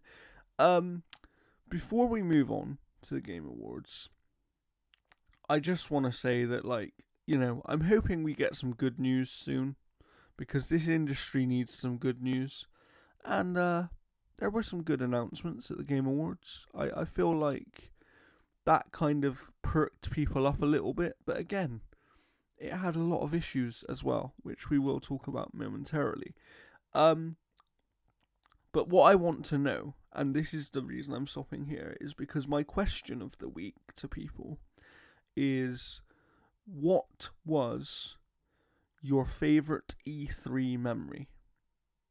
Because there have been some good times with E3. And we will answer that in the next episode. So let's remember that question, Jeff. Um, if you watched the Alan Wake 2 spoiler cast, I also put our typical trivia question out there, and it was actually about Luke's YouTube channel. So, go and watch that if you haven't. Find out what that question is, and then in the next episode, I'll reveal the answer to that. And if somebody gets the answer to that question, I will gift you Alan Wake 2 on Xbox. That's gonna be the prize for this year for Christmas. Your prize on trivia is gonna be Alan Wake 2 specifically on Xbox because Xbox is region free. So look forward to that. And if you want a chance of winning that, go and laptop here. It's working. You're right there, Jeff. Yeah, I've only got like half an hour left on battery. Fair enough. Again, but it wasn't charging. Oh God, I hate that. And it's still not charging. Oh well, that's a bad sign. So let's move on then, just in case you can't charge your laptop and I know why. Causes some issues here. We of course had the Game Awards last week. There you go. Jeff Keighley's annual popularity contest. To basically give out awards and an excuse to, name and reveal some new stuff, right? Let's talk about it. I think what we should do first, Jeff, just in the interest of speeding up this episode slightly, because we could spend ages on the Game Awards here, is if you want to run through the winners of the awards, and then we'll talk about who won our predictions, and then we can talk about other things afterwards. We didn't do the esports stuff. I mean, we didn't really care about it. It seemed that the VGAs didn't care about it as well. Yes, that's very true. So content creator of the year went to Iron Mouse. You and me had both picked Iron Mouse, mainly just because it was the only person that we actually knew. Yes. Most anticipated game went to Final Fantasy VII Rebirth. You and me had both picked that one as well too, mainly because I don't think like a Dragon, Tekken 8 or Star Wars Outlaws had a chance, but 80s 2 was probably a close one. Yeah, I think so. Final Fantasy VII Rebirth was just way too popular. And it's also the other thing about that game is I think it's coming so soon that the anticipation for it is going to be higher, For sure. Best multiplayer game presented by Discord went to Baldur's Gate 3. I picked that one. You had picked Diablo 4. Yeah, I mostly picked Diablo for the sake of being different on this category, is what I would say. But now I've played Baldur's Gate 3. I get it. All right, so best sports racing went to Forza Motorsport. Both of us had picked that one as well too. I don't think any of the other ones had a chance really. No, I don't think so. Like at all. Best sim and strategy game went to Pikmin 4. We had both picked that one. Best family game, which they awarded in the pre-show. That's how important it was. Yes. Went to Super Mario Brothers Wonder. Both of us picked that one as well too. Best fighting game, which was given with when they decided to announce 4 or 5 awards in one breath. Yeah. Went to Fighter 6. Both of us picked that one. Best RPG, which was also given out in that breath of 4 or 5 awards, went to Baldur's Gate 3. Which was obvious, really, wasn't it? Oh, yeah. Best action adventure game went to The Legend of Zelda: Tears of the Kingdom. Both of us picked that one. Yeah. Best action game went to Armored Core 6: Fires of Rubicon. Both of us had picked that one. Best VR and AR game went to Resident Evil Village VR mode. Both of us had picked that one. Best mobile game went to Honkai Star Rail. I had picked that one. You had picked Final Fantasy Yeah. VII Ever Crisis. I didn't know enough about mobile games, so there you go. Honkai Star Rail. Um, Best debut indie game went to Cocoon. You had picked that one. I had picked Dredge. Nice, Best nice. independent game went to Sea of Stars. We had both picked Cocoon. Mainly just because like I didn't hear a lot of people talking about Sea of Stars I I in was I contention was for it. happy to see Sea of Stars win something though, because that game's a very good game. It's a very good game for sure. Best community support went to Baldur's Gate 3. Both of us had picked that one. Best ongoing game went to Cyberpunk 2077 with their like Phantom Liberty and all the updates that they've done. Both of us had picked Final Fantasy 14. Um, Games for Impact went to Chia. I had picked Fenba, you had picked Chia, so you got that one. Innovation in accessibility went to Forza Motorsport. You picked that one. I picked Street Fighter 6.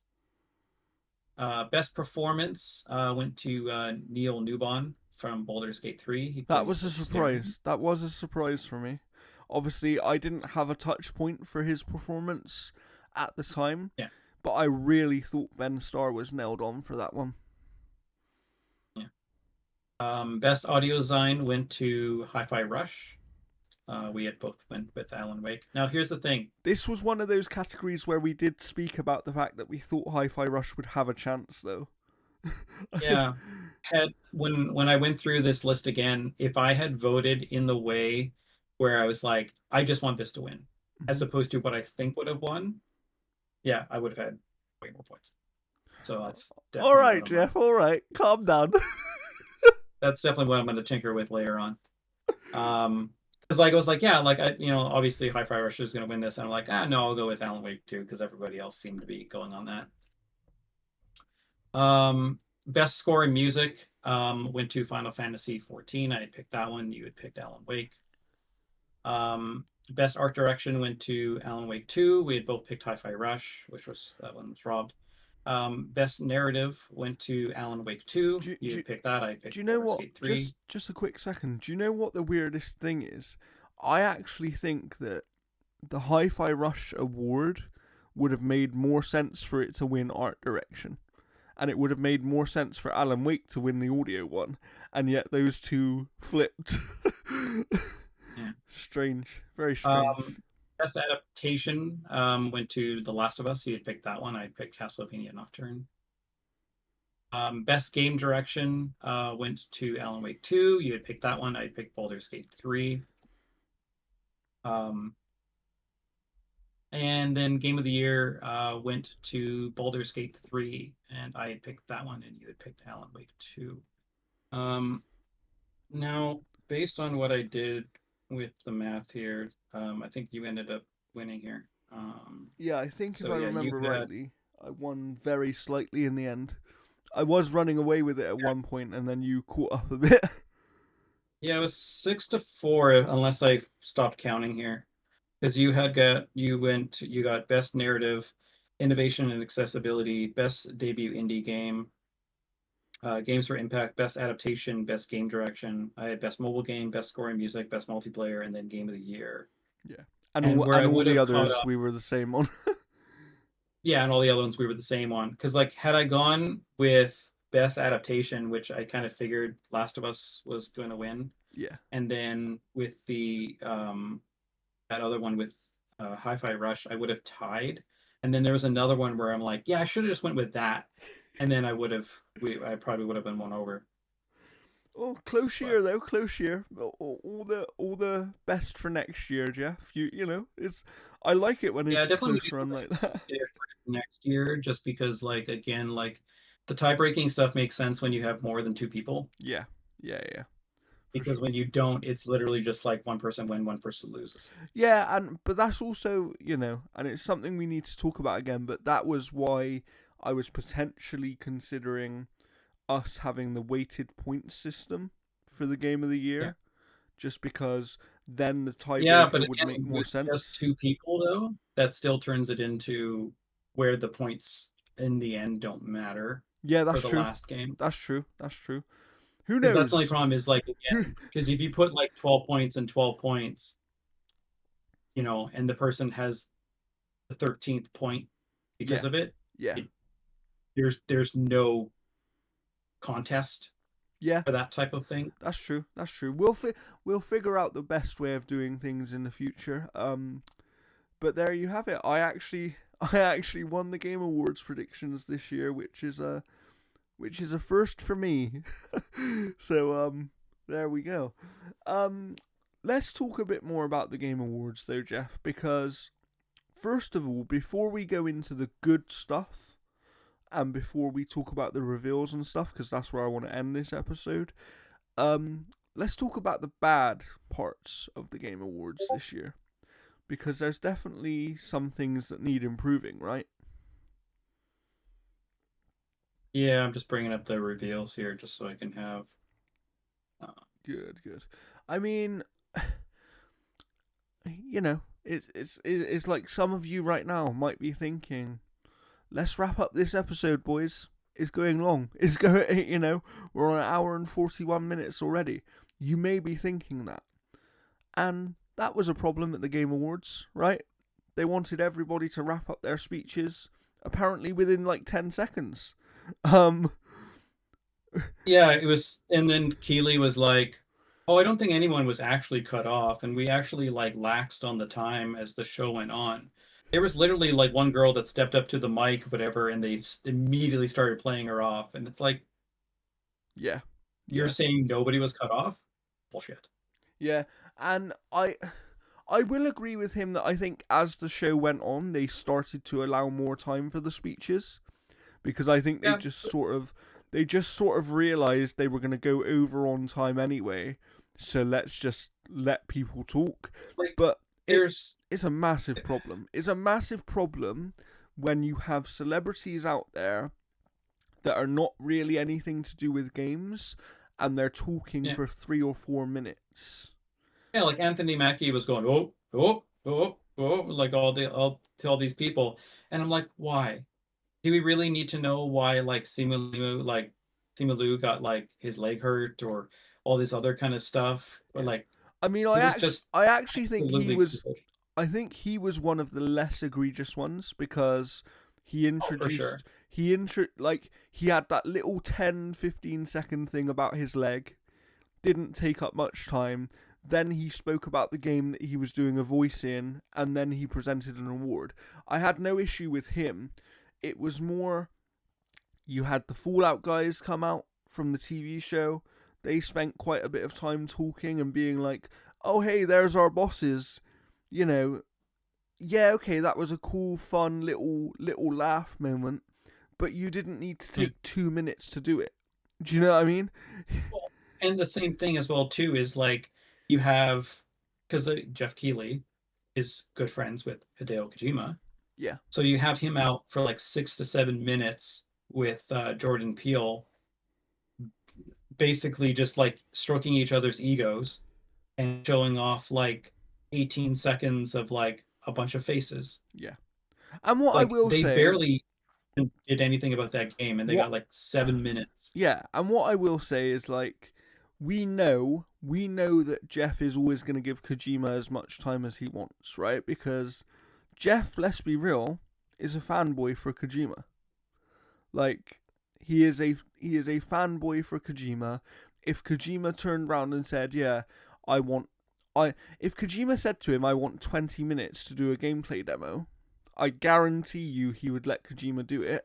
And yet Yeah. he tells every other company, "We don't have time to do gameplay demos." And he also claims that he cares about devs in the industry, and that showing clearly showed that he couldn't give two shits. Yeah. Like Larry and Boss was up there accepting like his award and talking about like people that like passed away Yeah. during like development, and he's being played off. They were like, Neil Newbon was having like a kind of a powerful moment of for his best voice acting, and they started playing him off. Yeah. Like It, it's it's absolutely like I, the Game Awards was an excellent commercial. It was a yeah, horrible award show. I get, and what I will say, I want to put the other perspective on it a little bit, just for the sake of conversation. I do understand that at some point you have to cut people off. You have to start playing them off because you know you don't. No disrespect to Christopher Judge, you don't want people going on for 7 or 8 minutes. Anybody, and that I think that that's the same for everybody in the show. But I would rather have a developer or an actor in a video game speaking for 7 or 8 minutes than a celebrity. And I think Yeah. the problem this year was they took the feedback about the speeches being too long last year, and they took that feedback too seriously. They they See, like they cut what they back should too do, far. what they should do for the speeches and stuff like that is you don't really have that many awards, really, at all. Yeah, And like almost half of them were just kind of like, oh, and here's the winners in these five categories. And then they just like farted them out pretty much incredibly quick. Like you gave away five awards in the span of 2 minutes with no speeches or anything like that. So I think there were probably like eight awards that probably had speeches. Why don't you go to all of those developers who are going to be there and say, hey, listen, give us your award speech. All right. Like pre-format your award speech. We will time the amount of time that you have, deem it appropriate for the length of that award speech, and then you stick to that award speech. Say everything you need to within that set amount of time, and you're good. Give every developer that goes up there and wins an award, you know, give them like 3 minutes at most, and then you don't have to worry about anybody running over. and the other issue I have with the whole thing is that I understand it's them responding to feedback because that's always going to happen. And I guarantee you that next year the speeches will be longer again, right? Because they'll take that feedback on board and they'll let them talk more. The issue I have is that this show is a live streamed show on Twitch and YouTube. It can be as long as they want it to be. Yeah. Effectively, because they rent the venue for the evening. The show can be as long as they need it to be. And like you said, when you've only got 8, maybe 10 awards with actual speeches in, giving every single person 3 minutes to talk isn't going to be a big issue. Even if they don't have pre-formatted speeches, if you just hit a 3-minute timer, like that's more than enough time for everybody. The problem is what they were doing was they were giving most people 30 seconds at most, and that's not And good for enough. celebrating the industry, you give them 30 seconds. Like Yeah, these developers are already dealing with crunch, and you apply that to their speech that they have to give on stage, yeah. and that's just absolutely disgusting, especially after this year. It is. It Like really is. it is so like again, like Jeff Keighley talks about like loving the industry, but he loves the celebration of like what his award show does more so than it seems for like the devs. Yeah, I agree. Like I agree. what I would personally love to see for next year is have your game of the year, you have like all your categories, all right? And so you would have like, say, best sound in music or sound in whatever for the category is periodically throughout the show, you could have these little moments where it cuts to like a developer who's actually on the sound team going like, oh, hey, yeah, we're up for this award, whatever. And it's like, I want to show you like this. And just have these like little 30-second spots Yeah, that kind of really celebrate the devs that are part of these types of awards. yeah. Like that would be cool. Like seeing And like best like voice acting, and then it yeah, shows like Neil Newbon in like this in the booth yeah, recording yeah, dialogue, yeah. stereo and stuff like that. Like I have these little moments. and also the other thing is, if they want this, my issue with this whole thing is that Jeff wants it to be like the Oscars, right? He's made no kind of bones about that. He wants it to be the video game equivalent of the Oscars. But if you want it to be that, you need to give the developers and the people involved in the games, you need to give them center stage. You need to make them the focus. Yeah. And the problem right now is it doesn't feel like an awards show. It feels more like an E3 press conference where they give out some awards. And that isn't what this should be. Like, and don't get me wrong, I know that people tune in for the reveals, right? But there are also, of those 100 million people that watch it every year, I guarantee you there are millions of people that tune in because they actually want to hear what these developers have to say. Like, when Alan Wake 2 won Best Game Direction, I wanted to hear what Sam Lake had to say because it's such a unique game. I want him to have his moment that he deserved to have. Same with the Baldur's Gate 3 team. And oh, it's backwards. It's not backwards on mine, it's good on mine.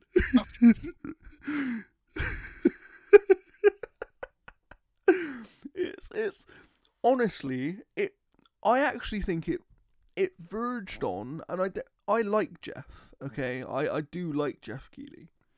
But I actually think it verged on being very disrespectful. Like, it was. I mean, the Chris bad. Judge joke, what it is, like, I laughed, but then at the exact same time, I'm like, I don't know if that's an incredibly tasteful joke, given kind of the development issues with that game and all that kind of stuff. I agree.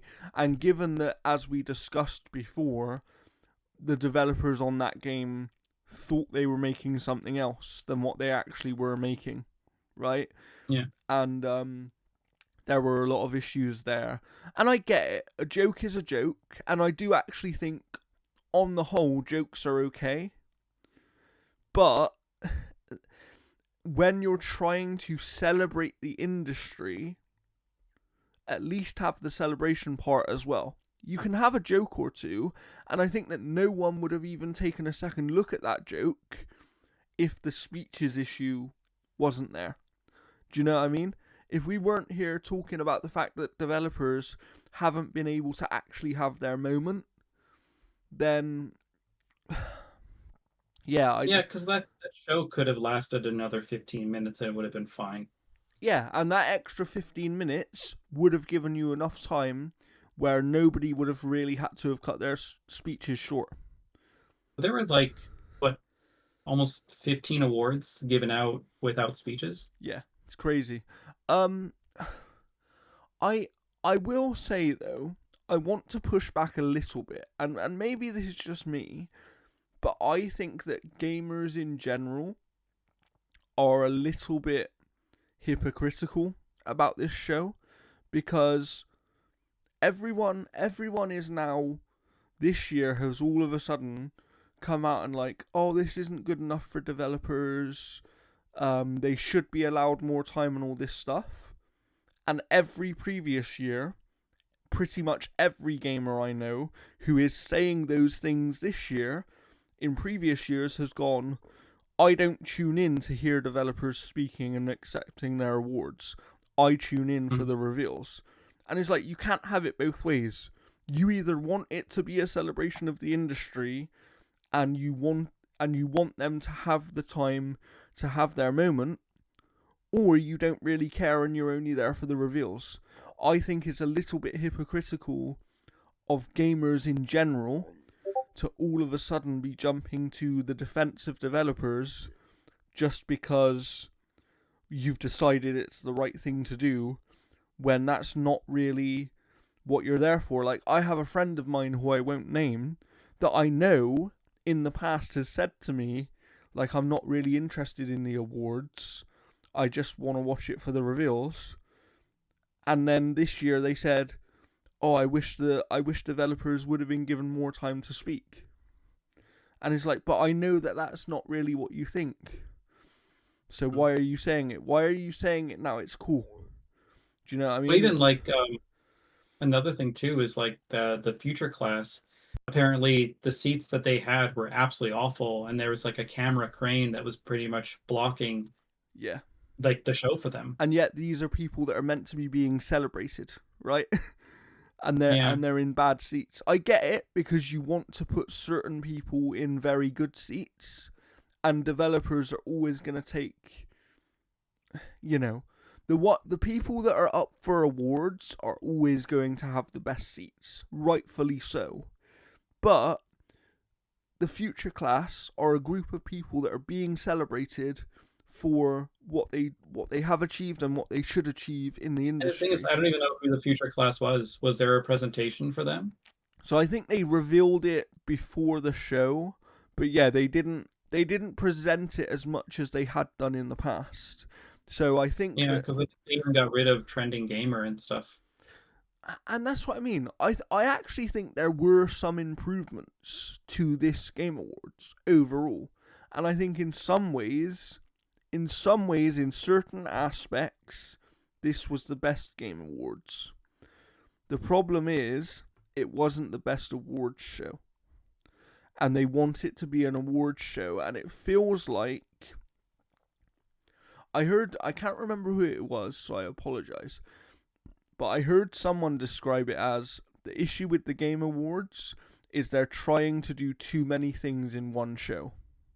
They're trying to be an E3 press conference while also being a traditional awards show, while being this celebration of gaming and everything that we find cool at the same time. And they can't do all of that. They need to choose what they want to be. Well, And I think you can still do reveals and stuff, but yeah, like I but go ahead. what I was going to say is the balance between the balance between the priority being reveals and the balance between the priority being the awards needs to change slightly. And you need to find that balance which is more in the middle, because if I was comparing the Game Awards of previous years to this year, right? I would actually say, in terms of game reveals, which we'll get onto in a minute, I think this is one of the best ones by far. But but then in previous years, the Game Awards has been a better awards show, but not as good at the reveal side of things. So they need to get better with the balance between those two elements. See, what I think that they should do is the pre-show should be hyping up the developers. Have those like little moments and stuff where it cuts to developer teams and stuff like that. Have that pre-show. So then all the people that are showing in for the main show don't necessarily have to be bombarded with all of that kind of stuff.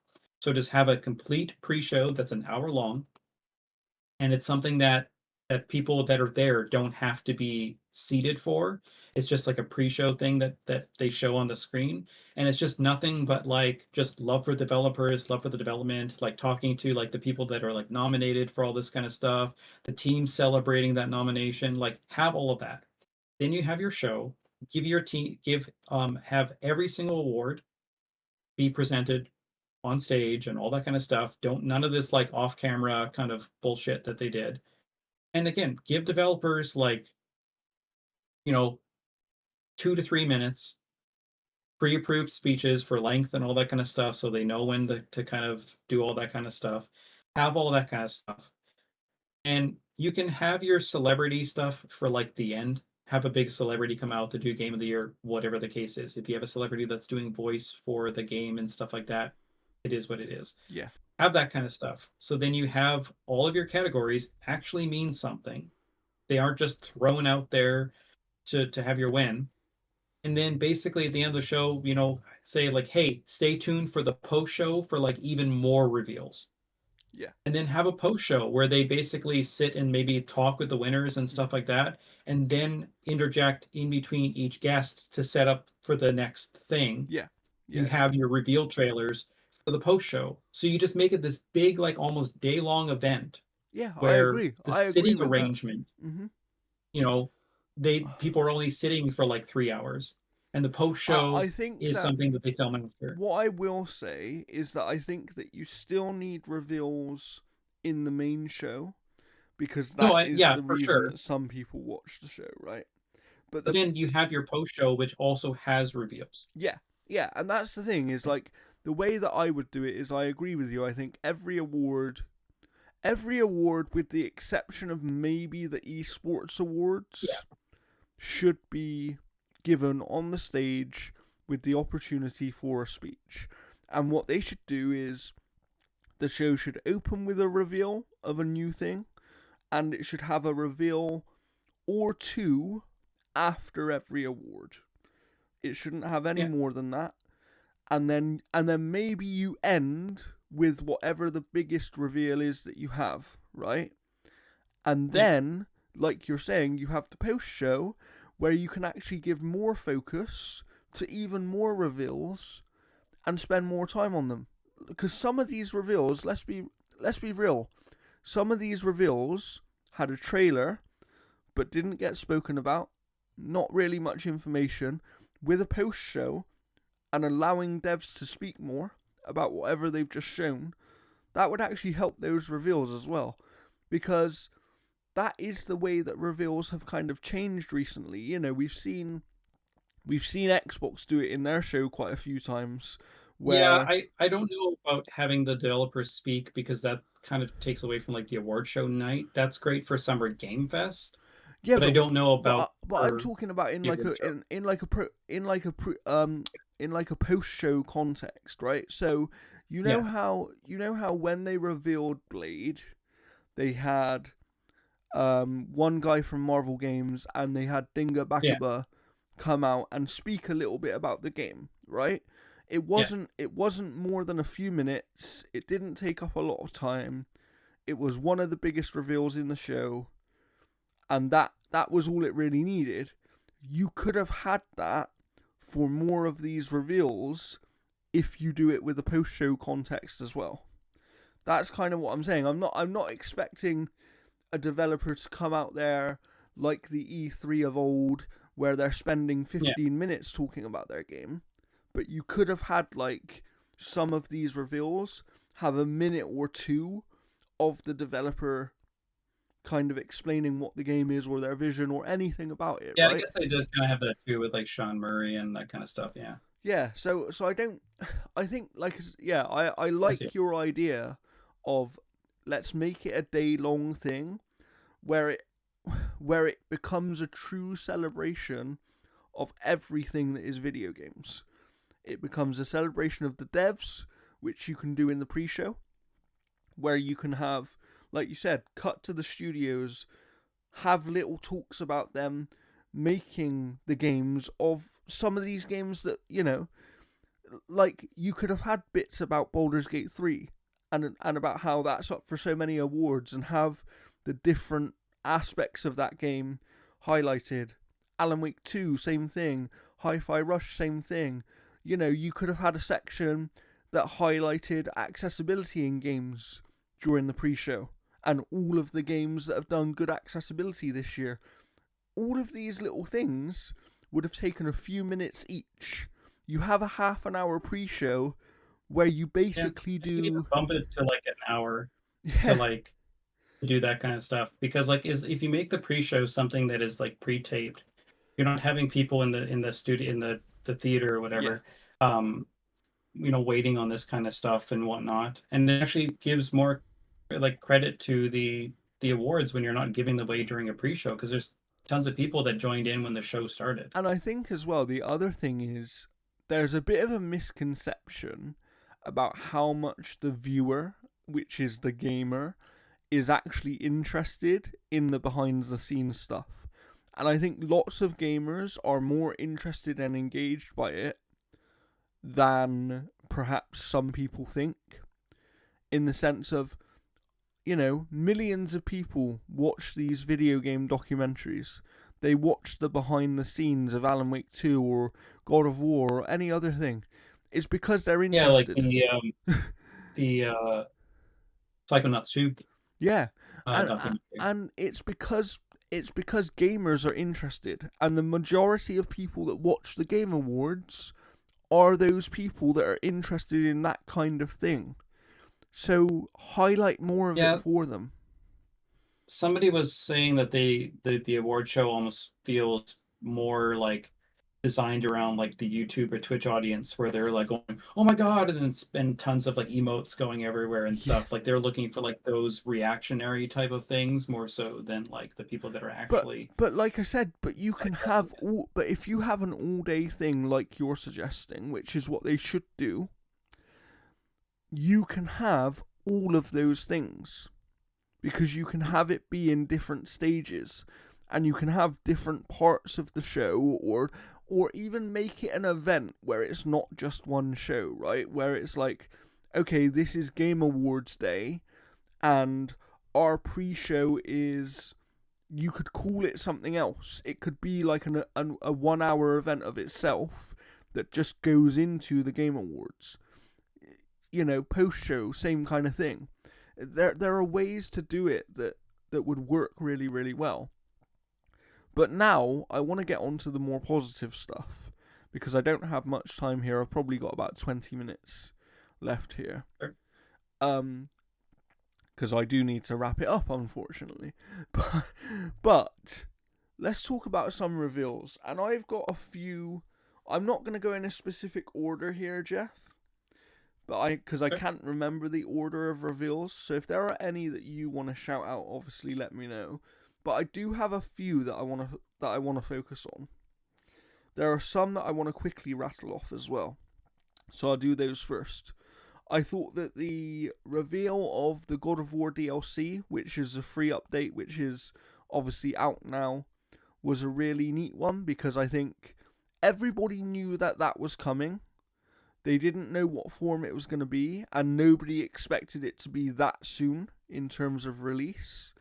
So I think that was a nice, neat little reveal for It's like roguelike PlayStation. modes. I mean, like the dev cycle on that was probably like a lot quicker than like an actual expansion. Yeah, for sure, for sure.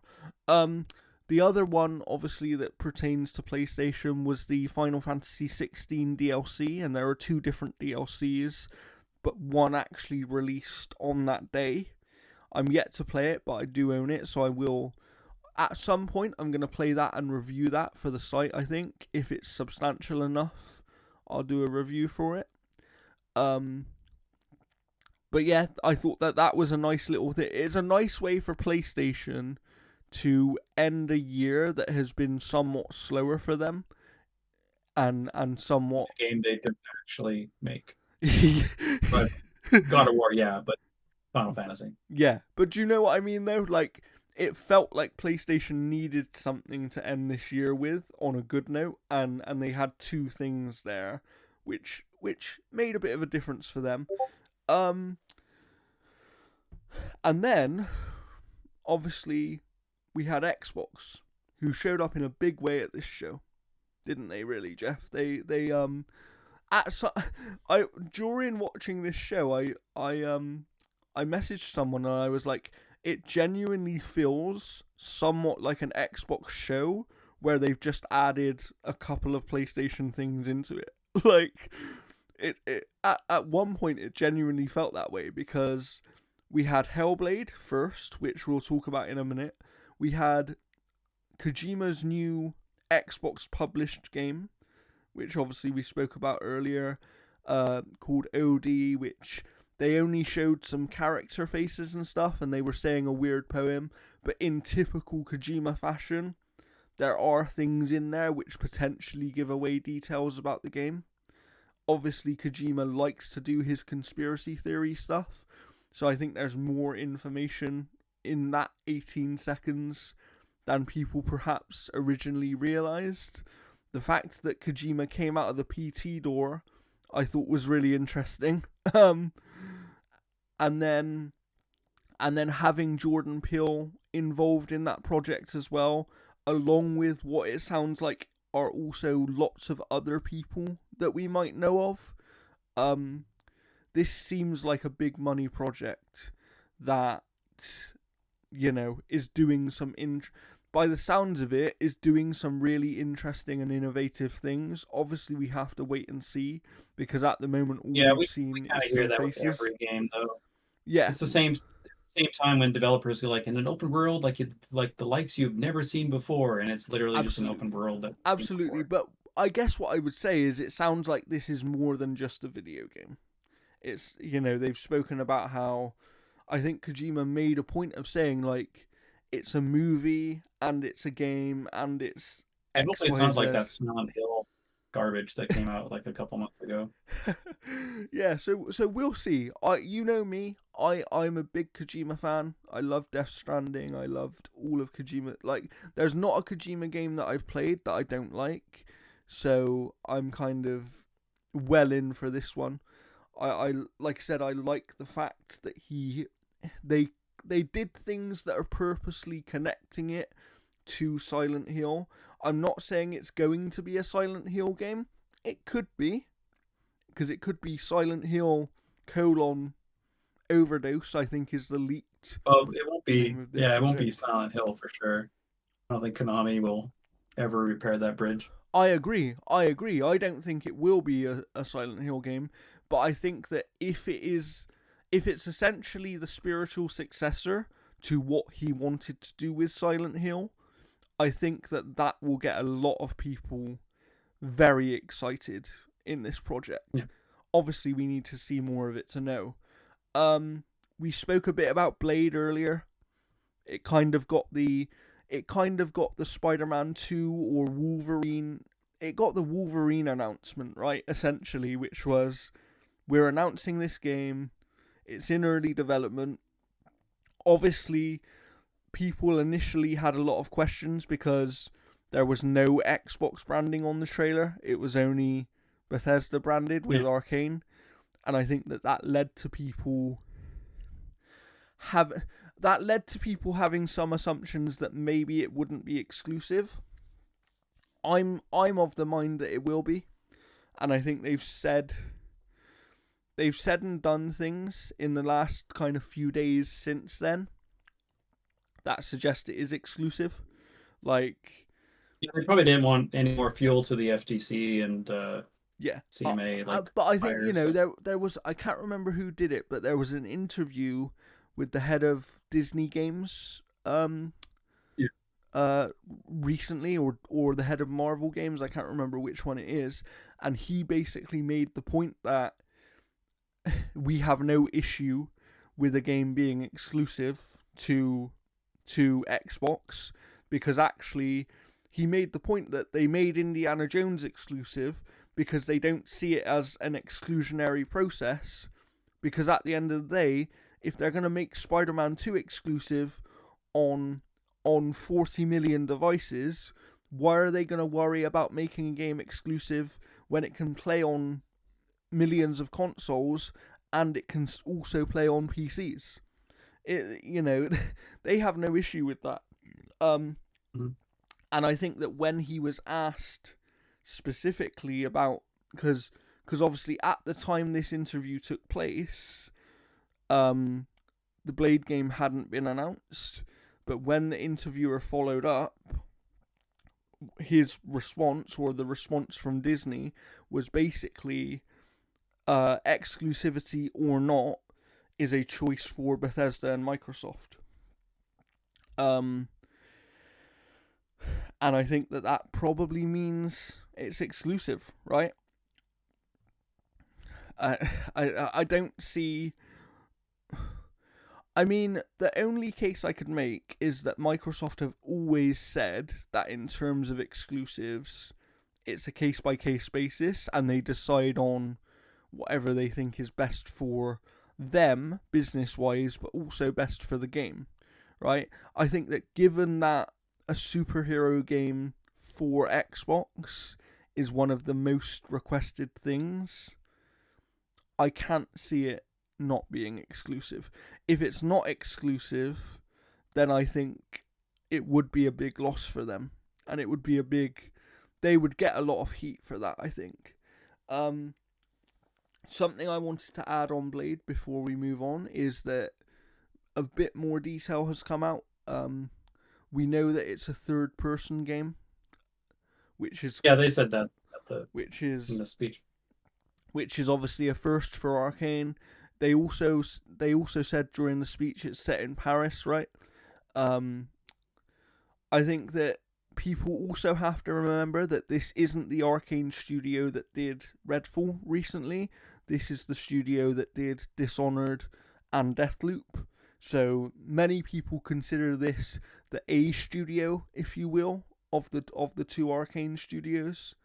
Um, I uh, think they got kind of raw deal with Redfall because that was the team that made Prey, yeah, and a lot of people consider Prey to be the best of Arcane. So yeah, that's true. That's true. And then more info that's come out over the last couple of days is that this game has been in development since January 2022. So, just so people are aware, that means this game has fully been developed under the ownership of Microsoft, right? Because I know that a lot of people like to say, you know, can we hold Microsoft responsible for this game, or can we give them credit if it was in yeah, development before? it also might be part of when the contract was initially drawn up because the development started in early 2022. The contract may have been 21 or 20, but by the time that that studio was able to actually work on it. So based on what Disney said, they Yeah. made it sound like the deal for Blade was something that was discussed when Xbox requested to renegotiate the Indiana Jones deal, which makes me believe that that deal wasn't made until mid 21 at the earliest, because obviously they didn't finalize the Bethesda acquisition until early 2021.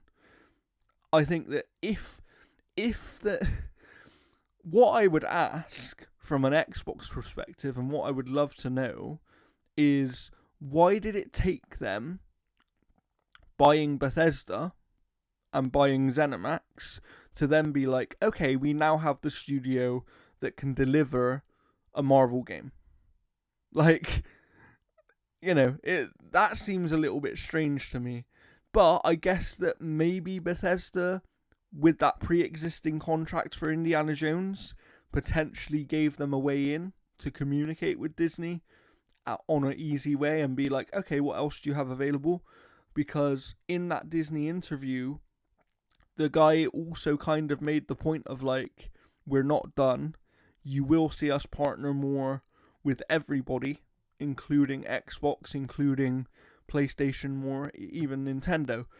I like the way that Disney are doing things because they're just going to the right people for the right things, it feels like.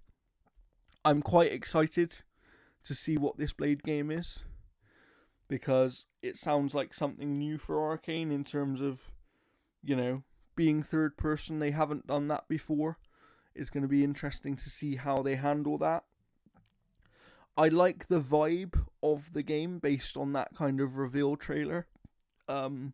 It looks like they're going for a unique art style in terms of for the style of game they're making.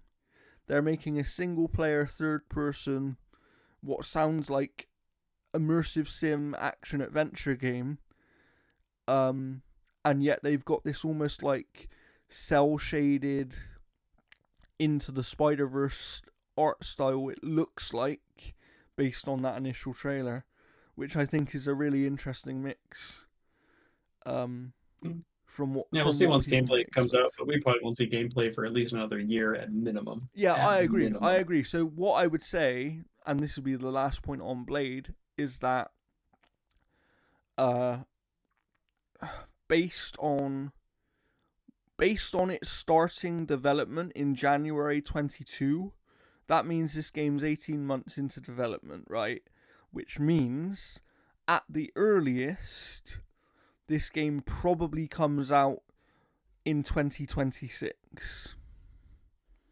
That's probably what happens with this game.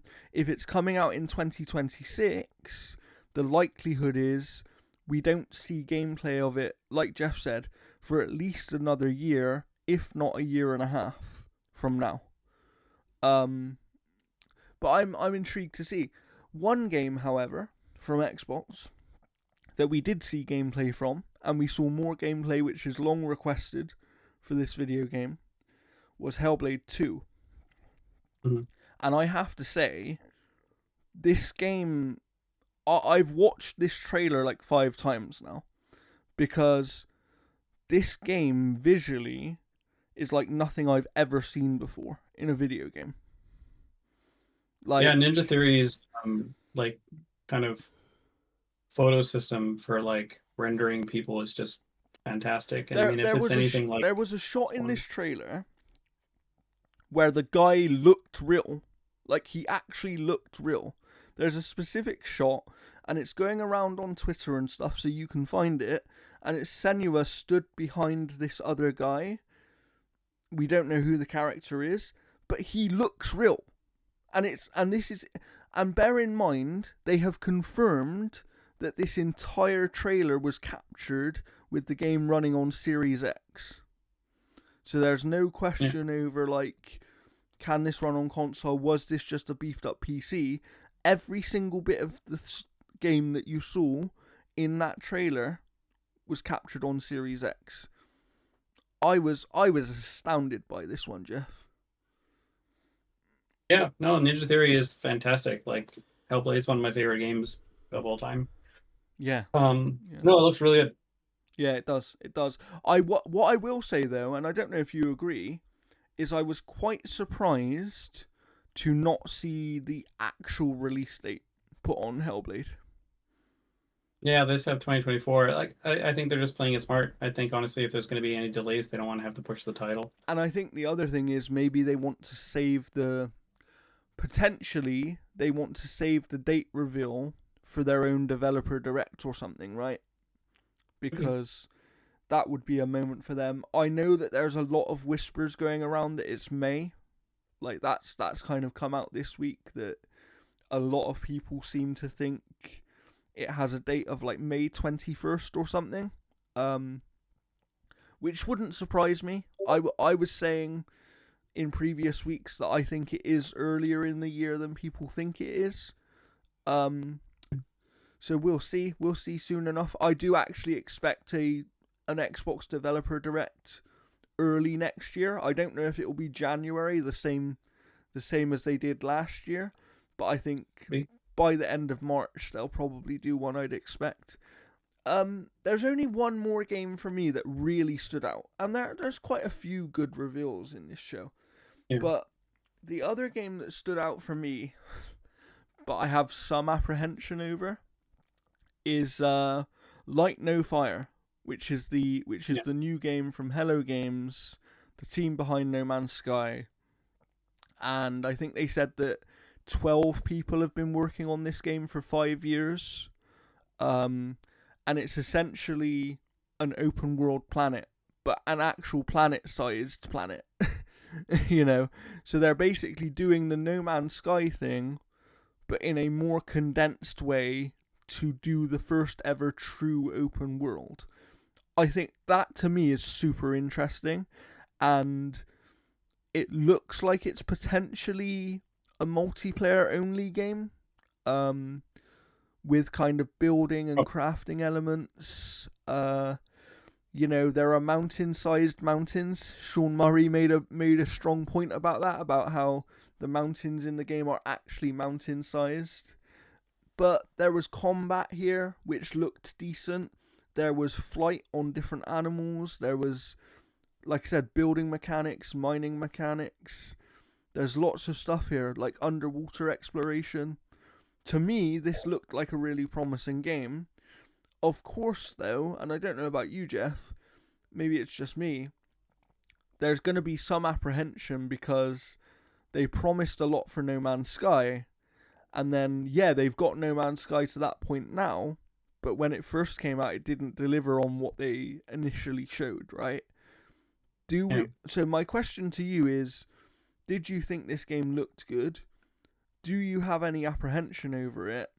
And then, as a final part, do you think this game will actually be what we saw at release, or do you think it's another case of a game that will build up to being what they're selling us here.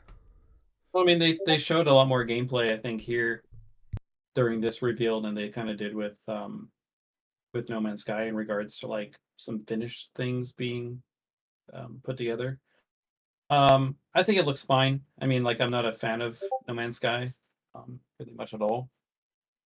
But I think that honestly, if it isn't what they're kind of selling it off for, then Hello Games has learned absolutely nothing over the past couple of years, and I don't think that's the case. I agree with you on that. I agree.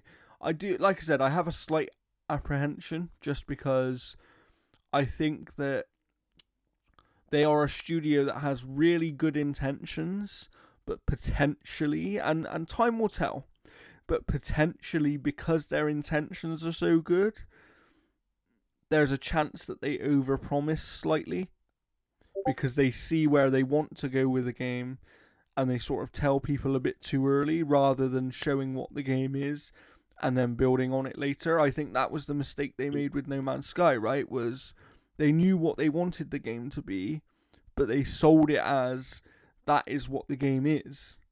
And then it didn't become that until so long later that most people had given up on it and won't even look to give it a second chance, right? So yeah, I'll be keeping an eye on this one for sure. I think given that it's been in development for 5 years already, I feel like there's a chance that this game might come out next year. They didn't say that when they initially revealed it, but I do think there's a chance this game might come out next year. So I'm looking forward to that. But before we start closing out the episode here, Jeff, do you have any particular reveals that you would like to speak about? Yeah, sure. Windblown. It's the next game from Motion Twins, the team that made Dead Cells. They kind of have this like isometric kind of co-op game with about the animated cutscenes and stuff. Like that's a developer I'm interested in watching where they go because Dead Cells is one of the best games pretty much ever made. Um, some of the other ones here, the first Berserker, Kazan. That game looked amazing. It had this kind of like almost cell shaded kind of look to it, being kind of almost an action game. I don't know if it's a Dark Souls style game and stuff because there was a lot of one-on-one encounters. But that game looks fantastic. Um, there's a couple games that I don't know why they had a trailer here, like the Banisher's Ghost of New Eden. Like I don't know why they showed that again Yeah, because I don't that's know. already been a billion times. That's a weird one. First Descendant looks really good. I missed the beta test for that. Um, I am super pumped for Space Marine 2 coming next September. That game's going to be absolutely fantastic. I'm also really hyped for Hoyoverse. They made Genshin Impact and Honkai Star Rail. They have Zenless Zone Zero, which is going to be coming out on 2024 on PC, Nice, with nice. console versions probably coming later. Those ones look absolutely fantastic. I'm just going through the list here. Um, yeah, that Black Myth Wukong still looks Finally got really, its date really as well. yeah. That I'm looks pretty good. if They're I remaking Brothers. if Sorry? I had to make a bet for 2024, it would be that Black Myth Wukong gets delayed. No problem. Joseph Ferris showed that they're making a remake to Brothers: A Tale of Two Sons. Never played It's the. not actually Hayes like doing it though, right? It's like so it's No, not. I think it's a different studio because they're working on their stuff. I think they released it because Did Take Two does really good, but like I think what it would have been interesting with this is if they actually would have made it two player Yeah, that and would have not been really just good. Yeah, because like you control both characters with the different sticks, but if they would have made that actually multiplayer, it would have been another It Takes Two kind of situation. yeah. Um, We had the they new. got the Jurassic. I was gonna say Sorry. we had the new game from Moon Studios as well. Yeah. The developers of Ori. I can't remember what that one was called. Wicked This Way Comes or something like that. No Rest for the Wicked. I think it No was. Rest with the Wicked. Yeah. Yeah. I think that's still coming up on the list here. Jurassic Park's getting its own like survival game, like Alien Isolation. This This is looked coming from interesting. Saber This Interactive. looked interesting. This one. Yeah, it was. I know Jeff Grubb had kind of like leaked that there was a Jurassic Park game coming out, but he didn't reveal like what type of game it was. Hmm. But said that fans would be pretty interesting to see what they do there. You have Supermassive Games teaming up with the Dead by Daylight team to make Yeah, the casting of Stone. I thought that that was Um, an interesting and a collaboration that made sense as well. Like doing yeah, some sort of narrative thing in that universe is very interesting to me. yeah. And then you have No Rest for the Wicked, the next game from the developers of Ori and the Blind Forest. I think this is without the guy that left the studio because he was Yeah. not a great individual. Well, and do you know what's frustrating about that?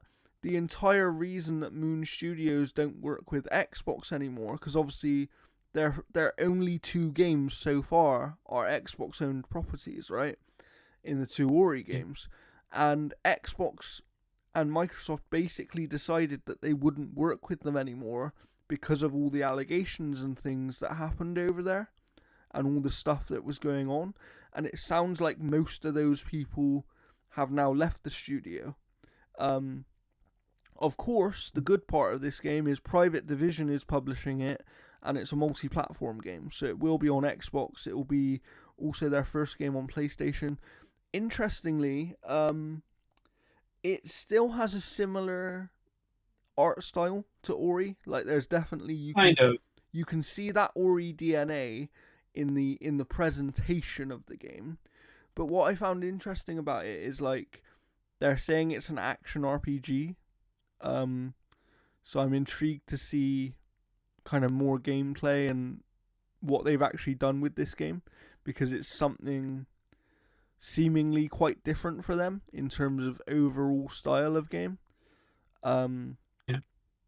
but you know, it's always nice to see studios that make very good games spread their wings. And I know that because this game's coming to PlayStation, there have been a lot of people recently of like, oh, you know, can you bring Ori to PlayStation as well? And they've had to kind of respond and be like, Microsoft own the Ori IP. It's up to them whether we can bring it to PlayStation or not. But I'd Uh, like to see more people Sega play their games for sure. Sega revealed 5 games in development, which is Jet Set Radio, Shinobi, Golden Axe, Streets of Rage, and Crazy Taxi. They also say and more. And more, yes. Yeah, the one thing I will say about this presentation is by showing 5 games that are very early in development, almost none of them looked great. Like they look good. They look like there's tons of potential to be had there, but so many looks like the Streets of Rage footage Yeah, looked incredibly choppy. yeah, yeah, yeah, Um, they look like very kind of low budget arcade games in a lot of ways, which is kind of what they the appeal of those types of games as well too. yeah, yeah, But definitely. I think you they know all that kind of have that that like they're ones kind to of keep feel. an eye on, but I agree with you in the sense of revealing them in this way and revealing them as projects that are coming over the next few years. And like Jeff specifically said that as well, that they're coming over Yeah. the next few years. I I think that they didn't, like you said, none of them stood out as looking amazing. They all just sort of looked very promising to me. And Yeah, they look very early. it's a good sign. I think Sega are on the right track in terms of they had so many IPs that people want to see back. You know, they got so many games that people want to see remakes of or new additions to the franchise. Like, this is the right direction for Sega, I think. But potentially showing these games so early might have been a mistake. I just wonder whether, if you have that many games in development, I wonder from a Sega perspective whether they might have been better off holding on for like a year and then doing their own small showcase. Do you know what I mean? Yeah, like I think honestly, if they could have just even showed like Jet Set and Crazy Taxi, Yeah. and then kind of have like and more, and then show little glimpses of it, and then you have people like scrubbing through footage, going, "Oh my god, there's a new golden axe! Oh my god, there's this," and then Yeah. have that speculation train going. Yeah. But Absolutely. Absolutely. the last game that I'll mention, and it was the last game of the night.